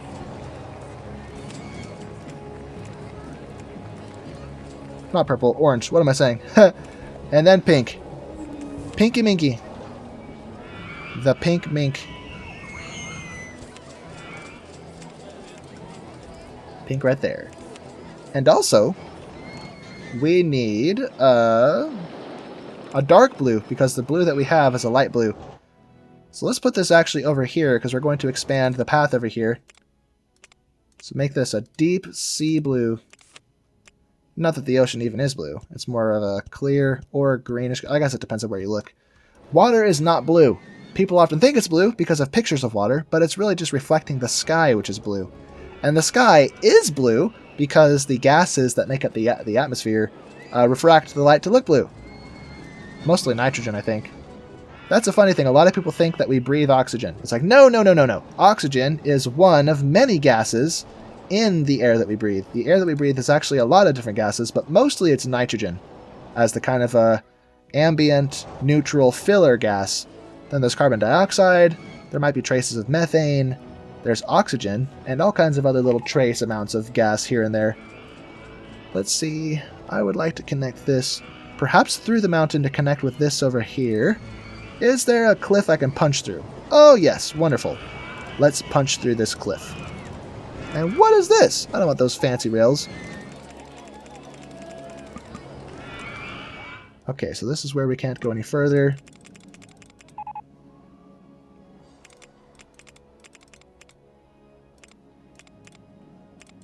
There we go. So now that's connected. This area connects to this area. And now I can build more stuff. Such as, perhaps a... ooh, we have an inverted hairpin coaster.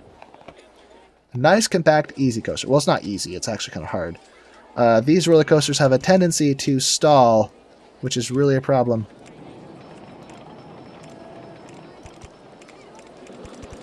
Up we go.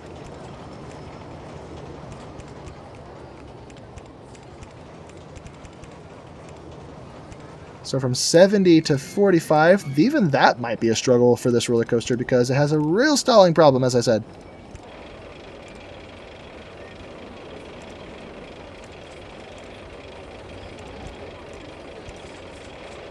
Okay, 45 to 35, that should be easy peasy. So let's start what I like to call the switchback section, where it kind of just goes back and forth, dropping in height a little bit on each time it changes direction. I think a lot of Wild Mouse roller coasters and equivalents do this.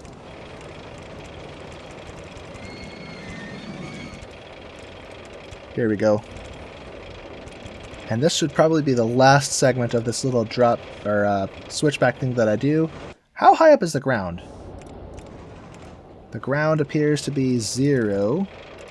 That's convenient, but that also means that I can't go much lower. I guess I could do this, and then maybe go over the ground if I pop up like this.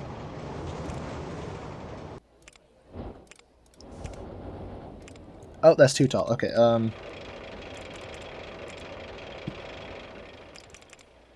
maybe if I go back up to 10 feet after that little drop.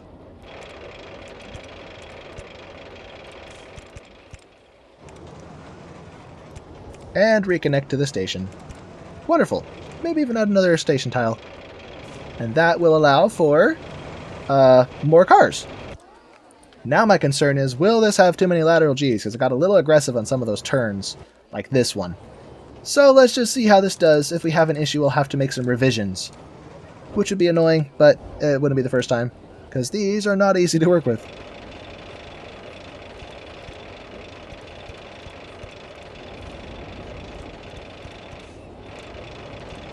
Also, I think I want to alternate the colors on this one too. So yellow, yellow, yellow.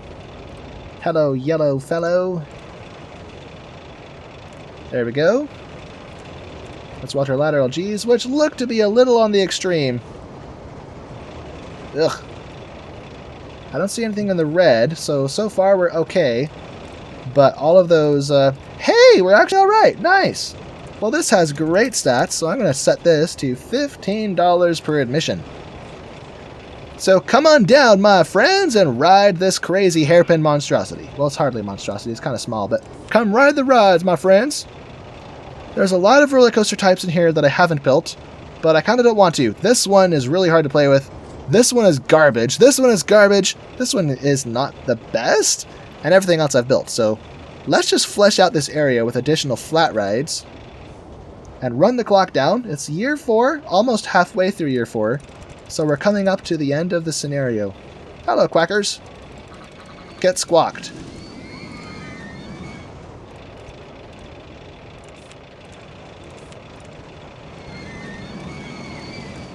Okay, another roto drop. We'll set this to a respectable $14 to start with, since we have 3 of them in the park. If it was a single roto drop, we could charge, as I've said, $20. But we're not doing that because we don't need to. Or because we can't. We already have 3 of them. 2 already. Now 3. Ugh, I cannot say what I'm trying to say. I cannot articulate very well. Let's add one of these up here. That is not a good place for that. Maybe over here?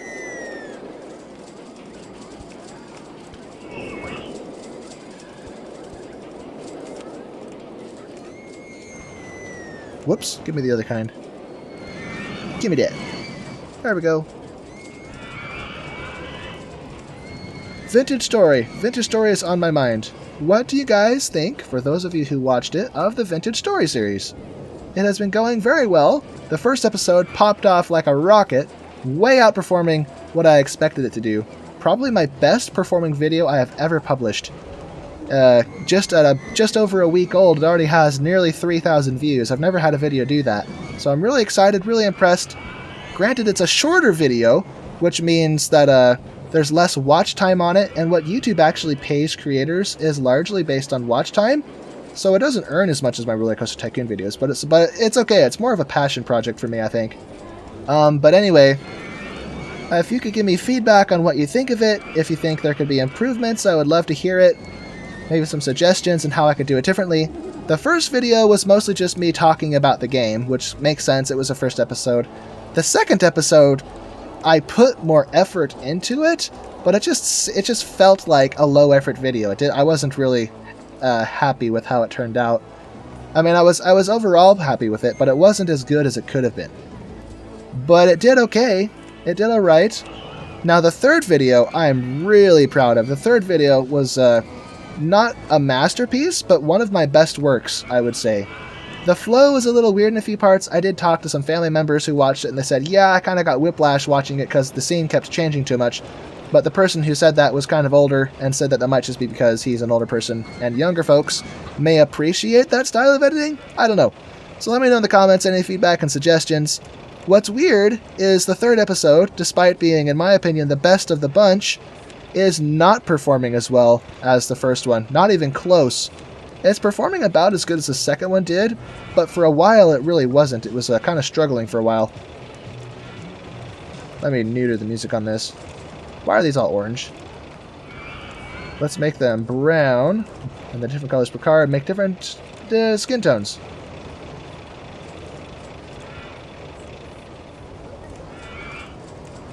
Maybe not skin tone so much as just muted colors. Since we always go for the bright colors, for this one we're doing different shades of brown and gray.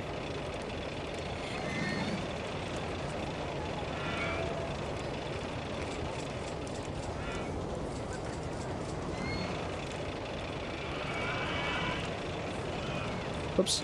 Give me car 9. But anyway, in regards to Vintage Story, let me know your thoughts. It is pretty different from what I've been doing on this channel.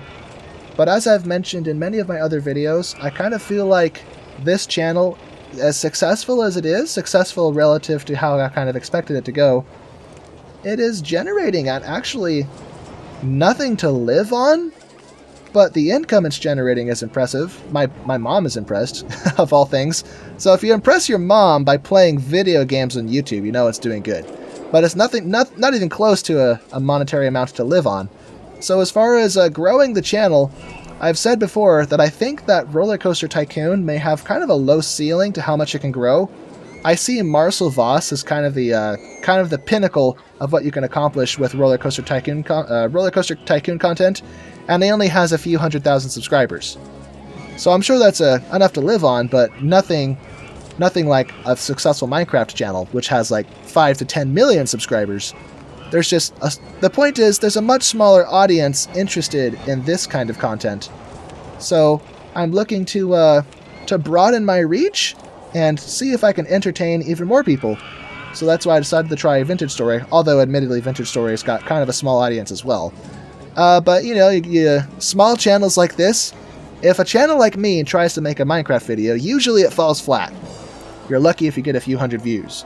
Like if you look for small channels producing Minecraft videos, or you search for a Minecraft term and then sort the search results by newest, then you will reveal all of the smaller channels that kind of fall into the cracks and never get any kind of exposure because they're punching above their weight class.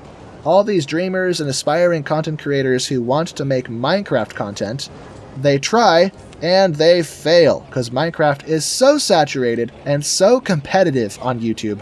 It is extremely difficult to get any kind of traction. I got lucky with my what's it called?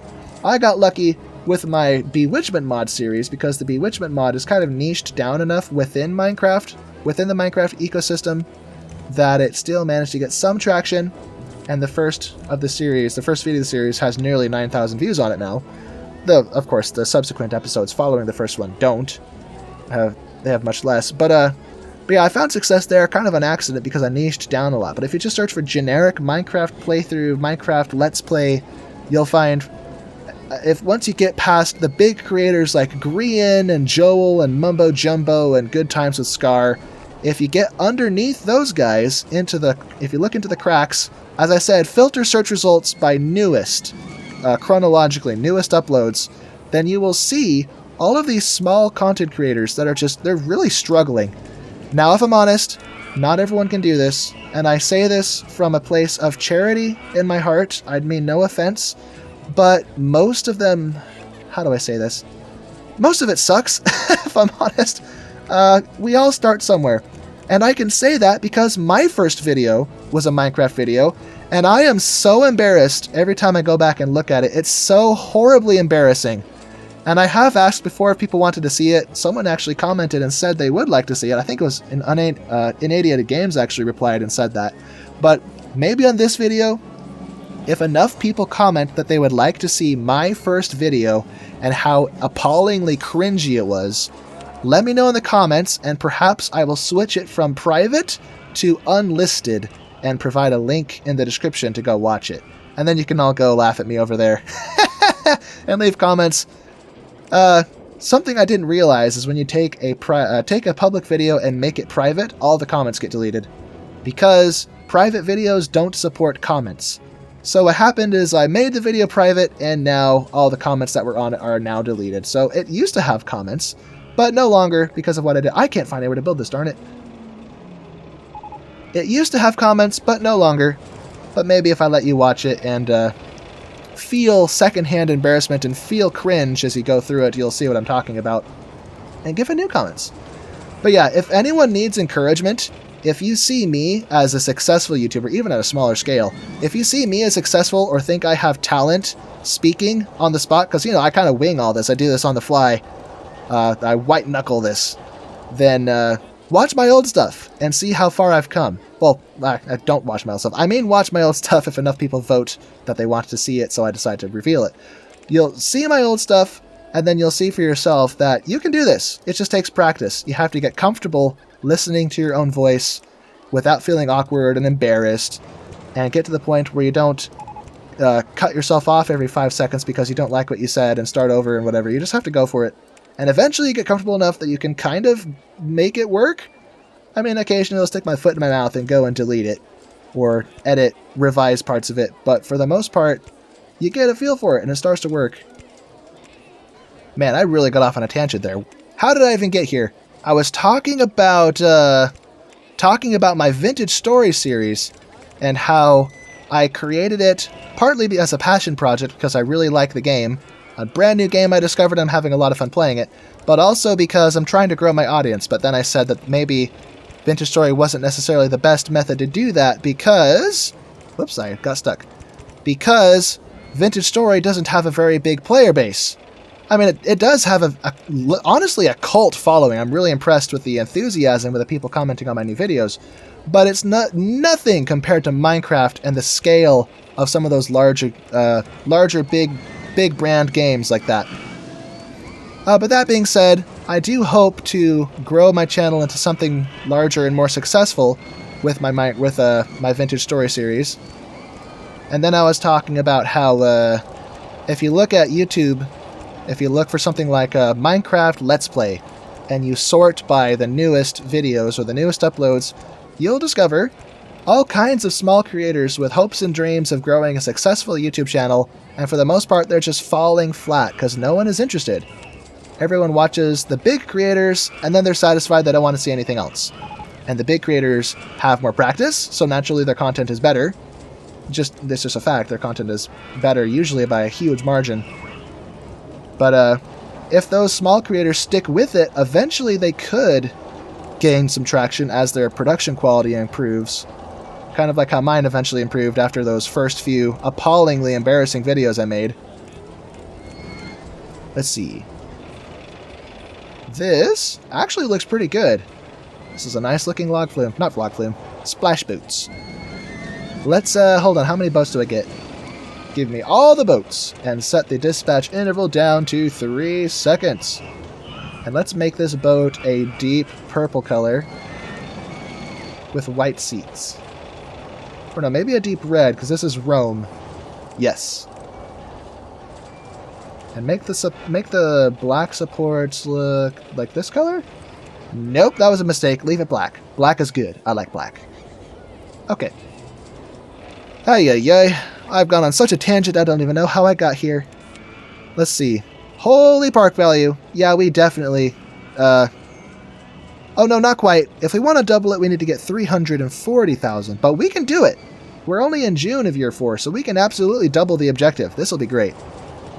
I just, oh, people are writing this. I thought there was no writers. It's just the throughput is too good, so there not enough people to write it. I think 3 seconds might be too short. Let's switch that to 4 seconds. But anyway, for any aspiring YouTubers who want to grow a successful YouTube channel, even as just a hobby, if you have any hope of growing it to be big enough, successful enough to make a few extra bucks on the side, definitely look into sources like what's it called? vidIQ and their YouTube channel. Like, don't necessarily buy their extension, because you probably don't really need it that much. Basically, you just get online coaching, is my understanding. But watch their videos, get an understanding of market research, and search engine optimization and learn how to niche down. Like, let's say you're really passionate about something like, let's say you're really passionate about, darn it, what's it called? Fortnite. Now, if you want to create a YouTube channel about Fortnite, you're up against the big dogs. Your first video is going up against dozens, if not hundreds, of other channels that are well established, successful, and are publishing the same things you are. So a lot of people get this idea that YouTube hates them. The algorithm hates me. Well, no, it doesn't. You're just punching above your weight class. If there's 100 creators with an established track record of successful videos, and they're all uploading those videos, if you publish the 101st video, what makes you think your video is going to appear on the first page of search results? I mean, usually you have to scroll down. Let's say you have to scroll down through 100 videos to find that video from the first video from a small, unheard of, unestablished creator. Naturally, it's not going to be on the first page. It may take some work to actually find it through search. So you have to understand that. And with that understanding, you have to niche down. You have to find trends or challenges or little things little ways you can try to gain some kind of visibility through YouTube search. And once you find that, and people start to discover your channel, then YouTube may start to recommend your channel based on its track record and the profile of people that are interested in it, and then viewers start polling your content to them. And that's how you get found through suggested videos. So yeah, I don't know. That's my little pep talk for small and aspiring YouTubers. Oh snap. Oh snap, we have a crash. What just happened? It's not even broken down. Did we valley out somewhere? Hey. I don't even know where that happened. But I think we need chains. Just to be safe. To prevent that from happening again. So put a chain there. Might as well do that here as well. Yeah, I think that's the point where we're most likely to stall. So chain there. And open. Okay, well that was a disaster. Where is this? Is this done testing yet?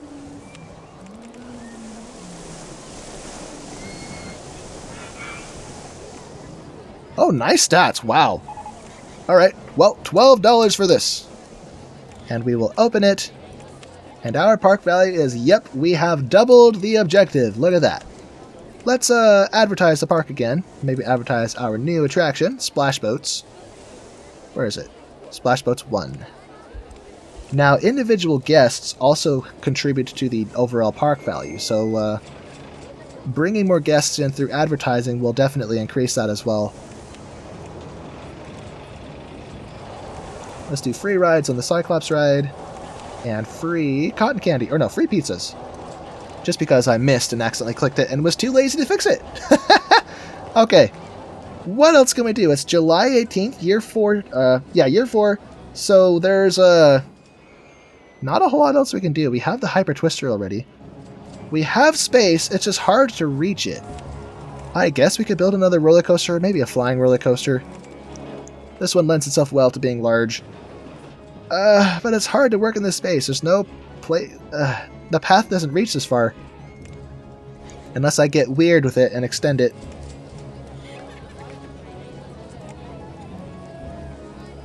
I mean, I guess we can try. Let's go. What is that? Give me this one.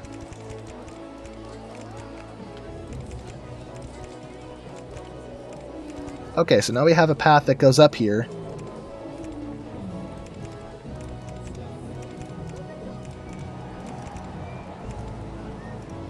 And here we go.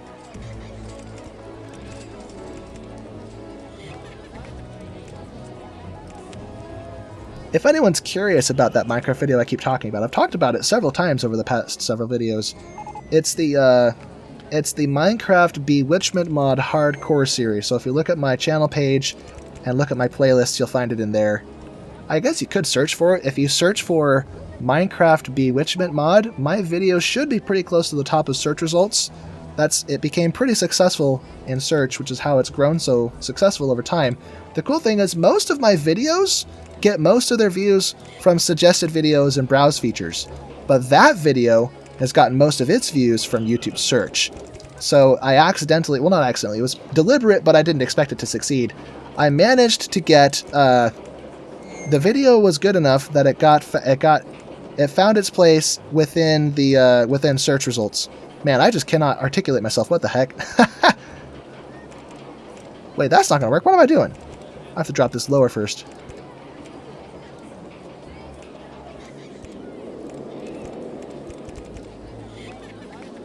This looks like a pretzel. I did talk about how some of my older videos are kind of cringy, and that's why they're all private, because I'm too embarrassed to let anyone watch them. Actually, the truth is, some of my videos, oldish videos, are actually still available. If you look up my other Minecraft series, my other newer one, I had an old vanilla series, but now I have two modded series, the Bewitchment mod, and the other one is called the Regions Unexplored series. Now that series had some good moments in it, but it does have a lot of cringe factor in it. So if you want to see that and kind of see how far I've come over the years on this channel, by all means go check it out. You might enjoy it, or you might cringe. I can't make any promises. It wasn't so bad that I marked it as private. It actually has grown my channel a lot. A lot of subscribers came from that channel, or not from that channel, that series. But it doesn't compare with the Bewitchment mod series, which is much better.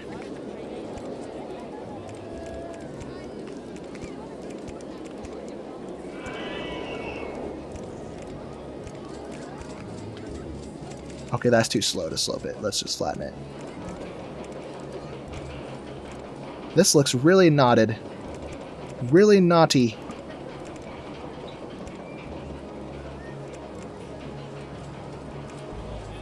Oh, the swinging inverted ship is in the way. Okay, I thought the ground was in the way. But no, it's the ride, so I can drop here. I just have to take it easy or else I'll crash into the guests.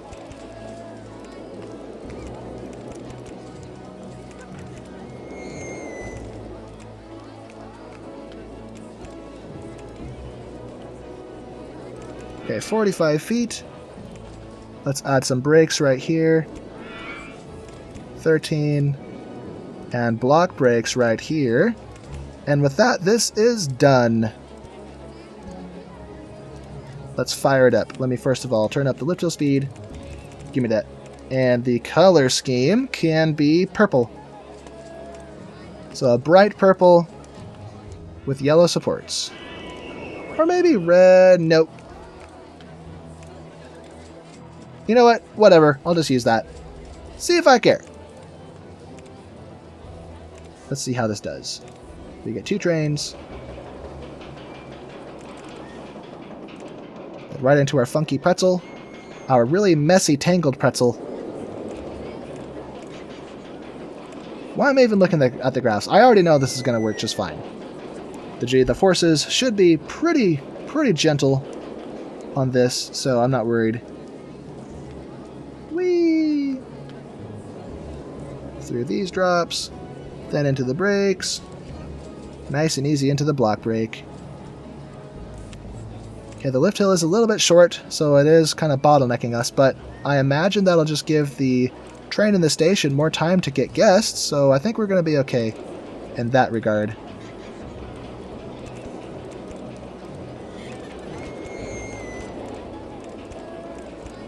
Here we go.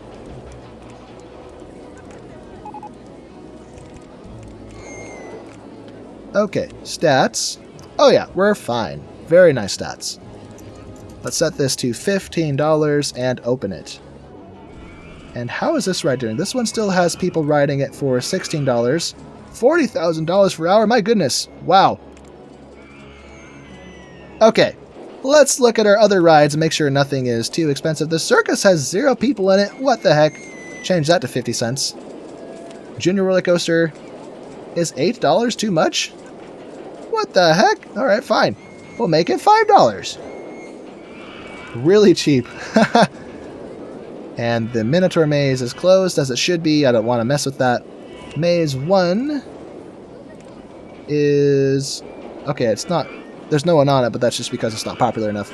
Neptune ride. Too expensive. Set that to a... Whoops. To $1. Close that.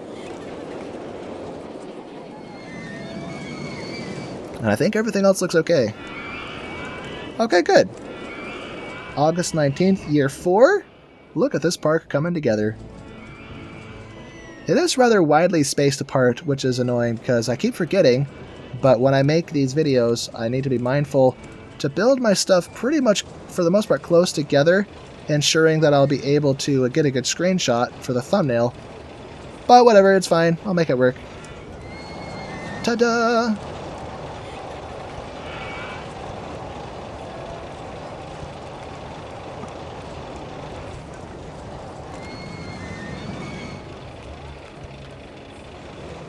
There we go. Nestled that Coliseum nicely.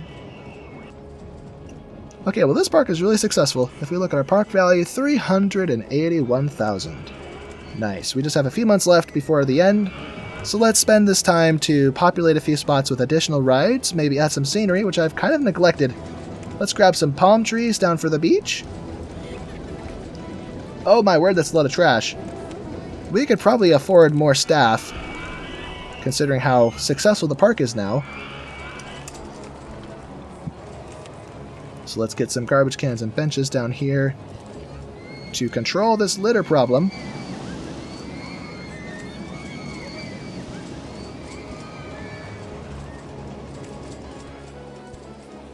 I'm getting tired, my goodness. I promise I slept properly tonight.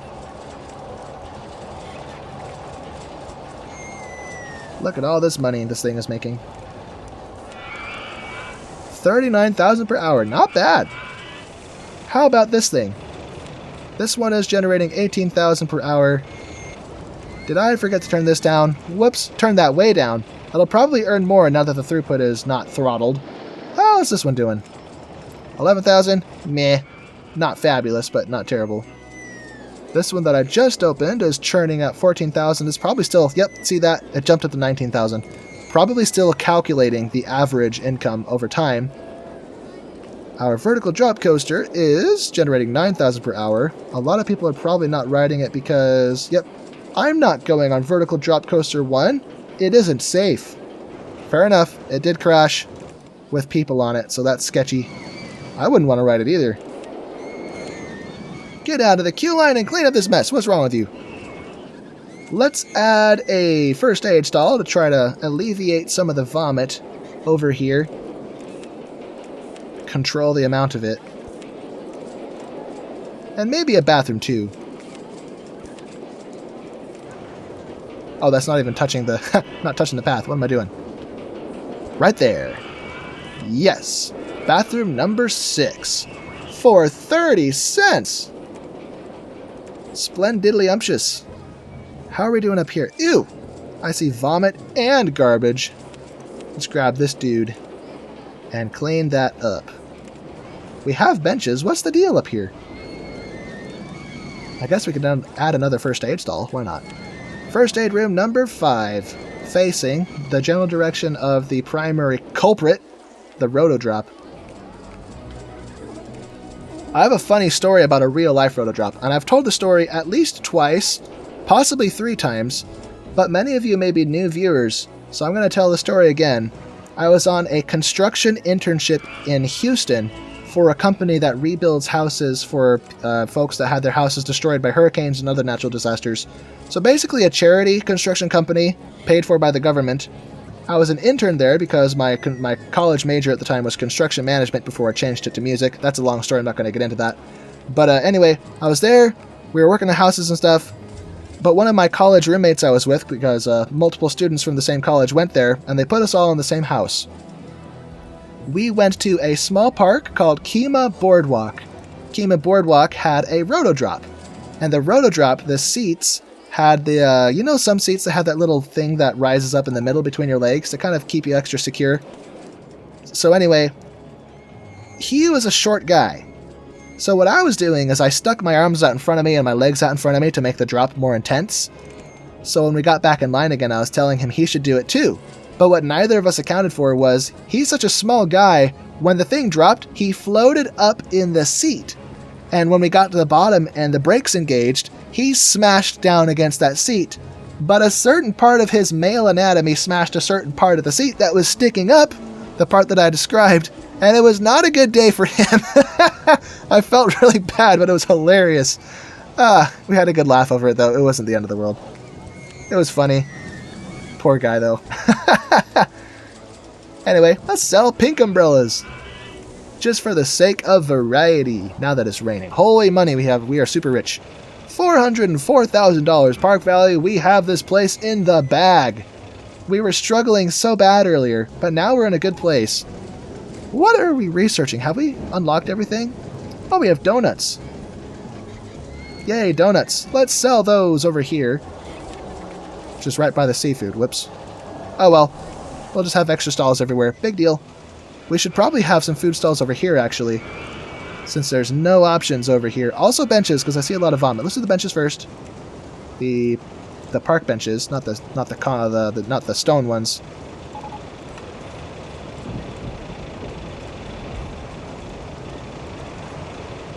Okay, and garbage cans, because there might be litter over here as well.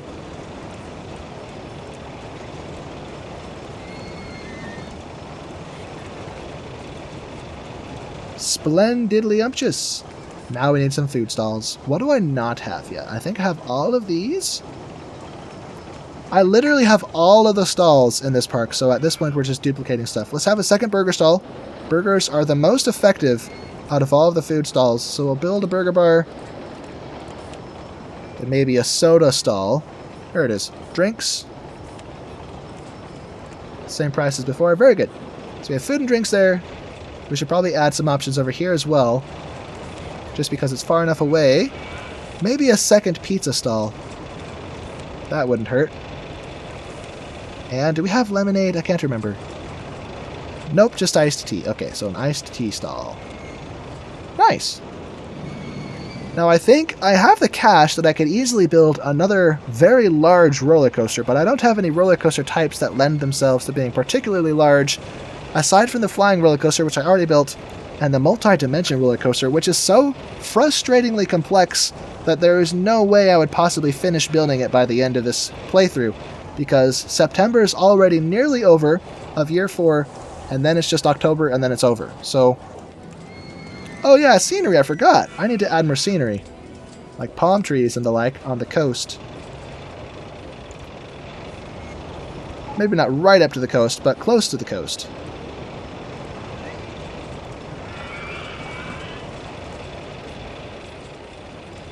If this is like the Mediterranean Sea, then maybe there's palm trees.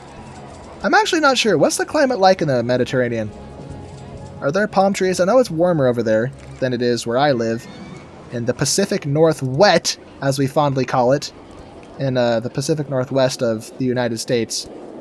But I don't know if it has a lot of palm trees. Well, I guess palm trees are pretty flexible. They're not super sensitive to the cold. They are acclimated to warm climates, but there are palm trees as far north as Washington State that I've seen in certain shopping plazas, because they take special care of them and like wrap them in cloth during the colder months of the year to keep them alive. But I've seen it done. They can survive with some TLC. So, I don't know. There's probably palm trees in the Mediterranean. Well, not in the Mediterranean, but close to it. If it was in the Mediterranean, it would be dead, because trees can't survive in the water, usually. Well, maybe some trees, I'm not sure. Not seawater, at least. Seawater would kill it. Unless there's some kind of weird tree that I'm not aware of that's acclimated to seawater. I know certain plants are. Like kelp. Kelp can survive in the seawater. Actually, is kelp even a plant? I know that there's a kind of a life form. I can't remember if it's kelp or something else, where scientists can't agree if it is a type of algae or a type of plant, because it behaves like algae, but it's large and structured like a plant. I think. I don't remember. I'm pretty sure it was kelp, but it might have been something else. Forbidden fruit tree. That doesn't fit at all.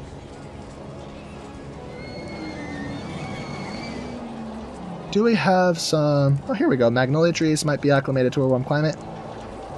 If they are what I think they are. They look like peach trees. Flowering peach trees. Or cherry trees.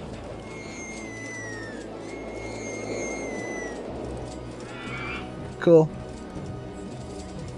I am so drained I'm having a harder time staying focused these past few RollerCoaster Tycoon videos. I think part of it might be that I'm overworked, because I had the bright idea of starting a new YouTube series, and I uploaded 2 YouTube videos of the series, not last week, because last week relative to me recording, but relative to you 2 weeks ago. I published two vintage story videos in 1 week, on top of the 2 RollerCoaster Tycoon 2 Tycoon videos I published. Not Tycoon 2, RollerCoaster Tycoon 3 and RollerCoaster Tycoon 2. But the thing is, these videos, the RollerCoaster Tycoon videos, all I really do is I record raw gameplay, and then I listen to the recording in my editing software, making cuts where needed to clean up the audio and make sure it sounds okay. But the vintage story videos, those are much more polished. There's a lot of cuts, a lot of tweaks, and basically many, many hours going through it, cleaning it up, determining which parts are necessary and which parts aren't so I can delete them. I think it was a guy, this famous editor, he was the former editor for, I think he was the editor for Jake Paul or Ron Paul, one of the two. For Jake Paul, I think. And one of the best bits of advice he gave is for editors, you might like something in your edit for artistic reasons, but you're not making the video for you. I mean, you should enjoy it, but if you want to be successful on YouTube, you're not making it for you, you're making it for your viewers. So if something isn't absolutely essential, it gets cut. You just have to savagely delete most of your video to make it entertaining and make it flow well.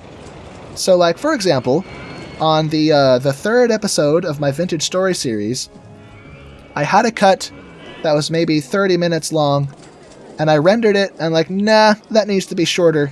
So I went in, and I cut it back down to like, I think 26 minutes or so? Or no, maybe I only rendered it twice. I can't remember. Anyway, I had a render that was about 30 minutes long, and I said, all right, that looks good. The flow is great. I was so proud of myself. I went ahead and rendered it. I uploaded it to YouTube. I had a thumbnail and everything. And then I went to work. And at work, okay, first of all, I have to preemptively say, I'm allowed to watch videos at work. I work as a DSP. I'm caring for disabled adults. And at the place where I work, the adults that I'm helping care for are pretty independent, so most of the time I'm just sitting there twiddling my thumbs. Managers, they know this, they understand this, and they are perfectly fine with, we have their permission to browse on our phones and watch videos and stuff, as long as we're attentive and can help our clients when needed. Anyway, with that out of the way, at work, that same night, I decided to check it out and see what it looks like on my phone, which is also another tip. If you're uploading videos to YouTube, make sure it looks good on multiple devices, especially the audio. But anyway, I was watching it on the phone, and I'm like, this just isn't good.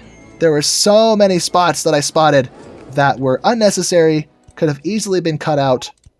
There were a lot of parts that I thought were necessary because they gave context to other parts of the video, but I realized those other parts of the video weren't necessary either. So I deleted those parts, and I deleted the parts that gave context to them. And with that, I had a really nice cut. I cut the video all the way down to like 23 or so minutes. So it was, to start with, it was about 2 hours and 20 minutes of raw footage. I consolidated it in my first rough edit to 30 minutes, and then I went in again for a final edit down to 23 minutes.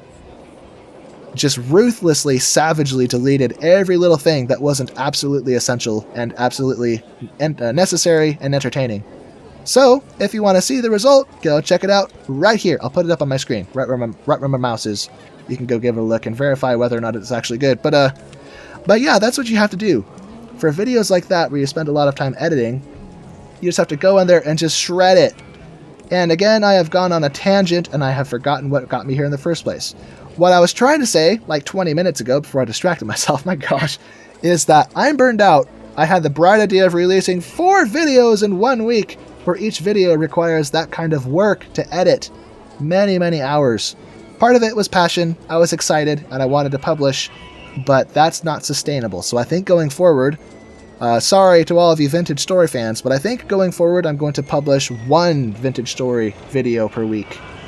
So each game that I'm playing gets 1 video a week. RollerCoaster Tycoon 2, 1 video. RollerCoaster Tycoon 3, 1 video. And Vintage Story, 1 video. So 3 videos per week. And even that is subject to change. I mean, I'm going to a funeral this week, I have work. I'm going to start getting more hours at work because I mentioned to my boss that I would like to qualify for insurance and other benefits, so I need more hours. So I may have less time. So I'm not sure, but it is possible that my uploads might be dropped down to twice a week. Yeah, that's not good. In which case, I'll have to determine whether I sacrifice... Well, I'm not going to sacrifice any of the games, but I might alternate between RollerCoaster Tycoon 2 and RollerCoaster Tycoon 3. Yeah, I don't know. These two games, RollerCoaster Tycoon 2 and RollerCoaster Tycoon 3, are the bread and butter of this channel. So while my vintage story video got more views than pretty much all of my RollerCoaster Tycoon videos have ever gotten in the time frame that they've been public, I mean. As far as profitability, these really long videos are really what churns out success on this channel. So I'm not sure. I'll have to figure something out. I don't know. I bit off more than I could chew. I started a new series. Whoop-de-doo. Why did I do that? But hey, it's gained me hundreds of new subscribers in just a few weeks, so I'm not going to say it was a mistake. I'm just growing my channel and growing my audience. So thank you everyone for all of the support you've given, and for the people watching the Vintage Story series. It is a tremendous amount of fun, and I'm really excited about how successful it has been thus far. And there we go, we have successfully beat Mythological Madness with a company value of $510,000. My goodness! And caps lock is on. Whoops. Anyway, boop, there we go. If you enjoyed this video, be sure to leave a like, subscribe, leave your thoughts in the comments below for all the things I was discussing. I truly appreciate the support that you've given me and for spending time with me. This is one of my favorite parts about my life right now, is having this channel and the time that I can spend with you producing this content. So if you enjoy this, like, subscribe, and I'll see you in the next video. So long everyone.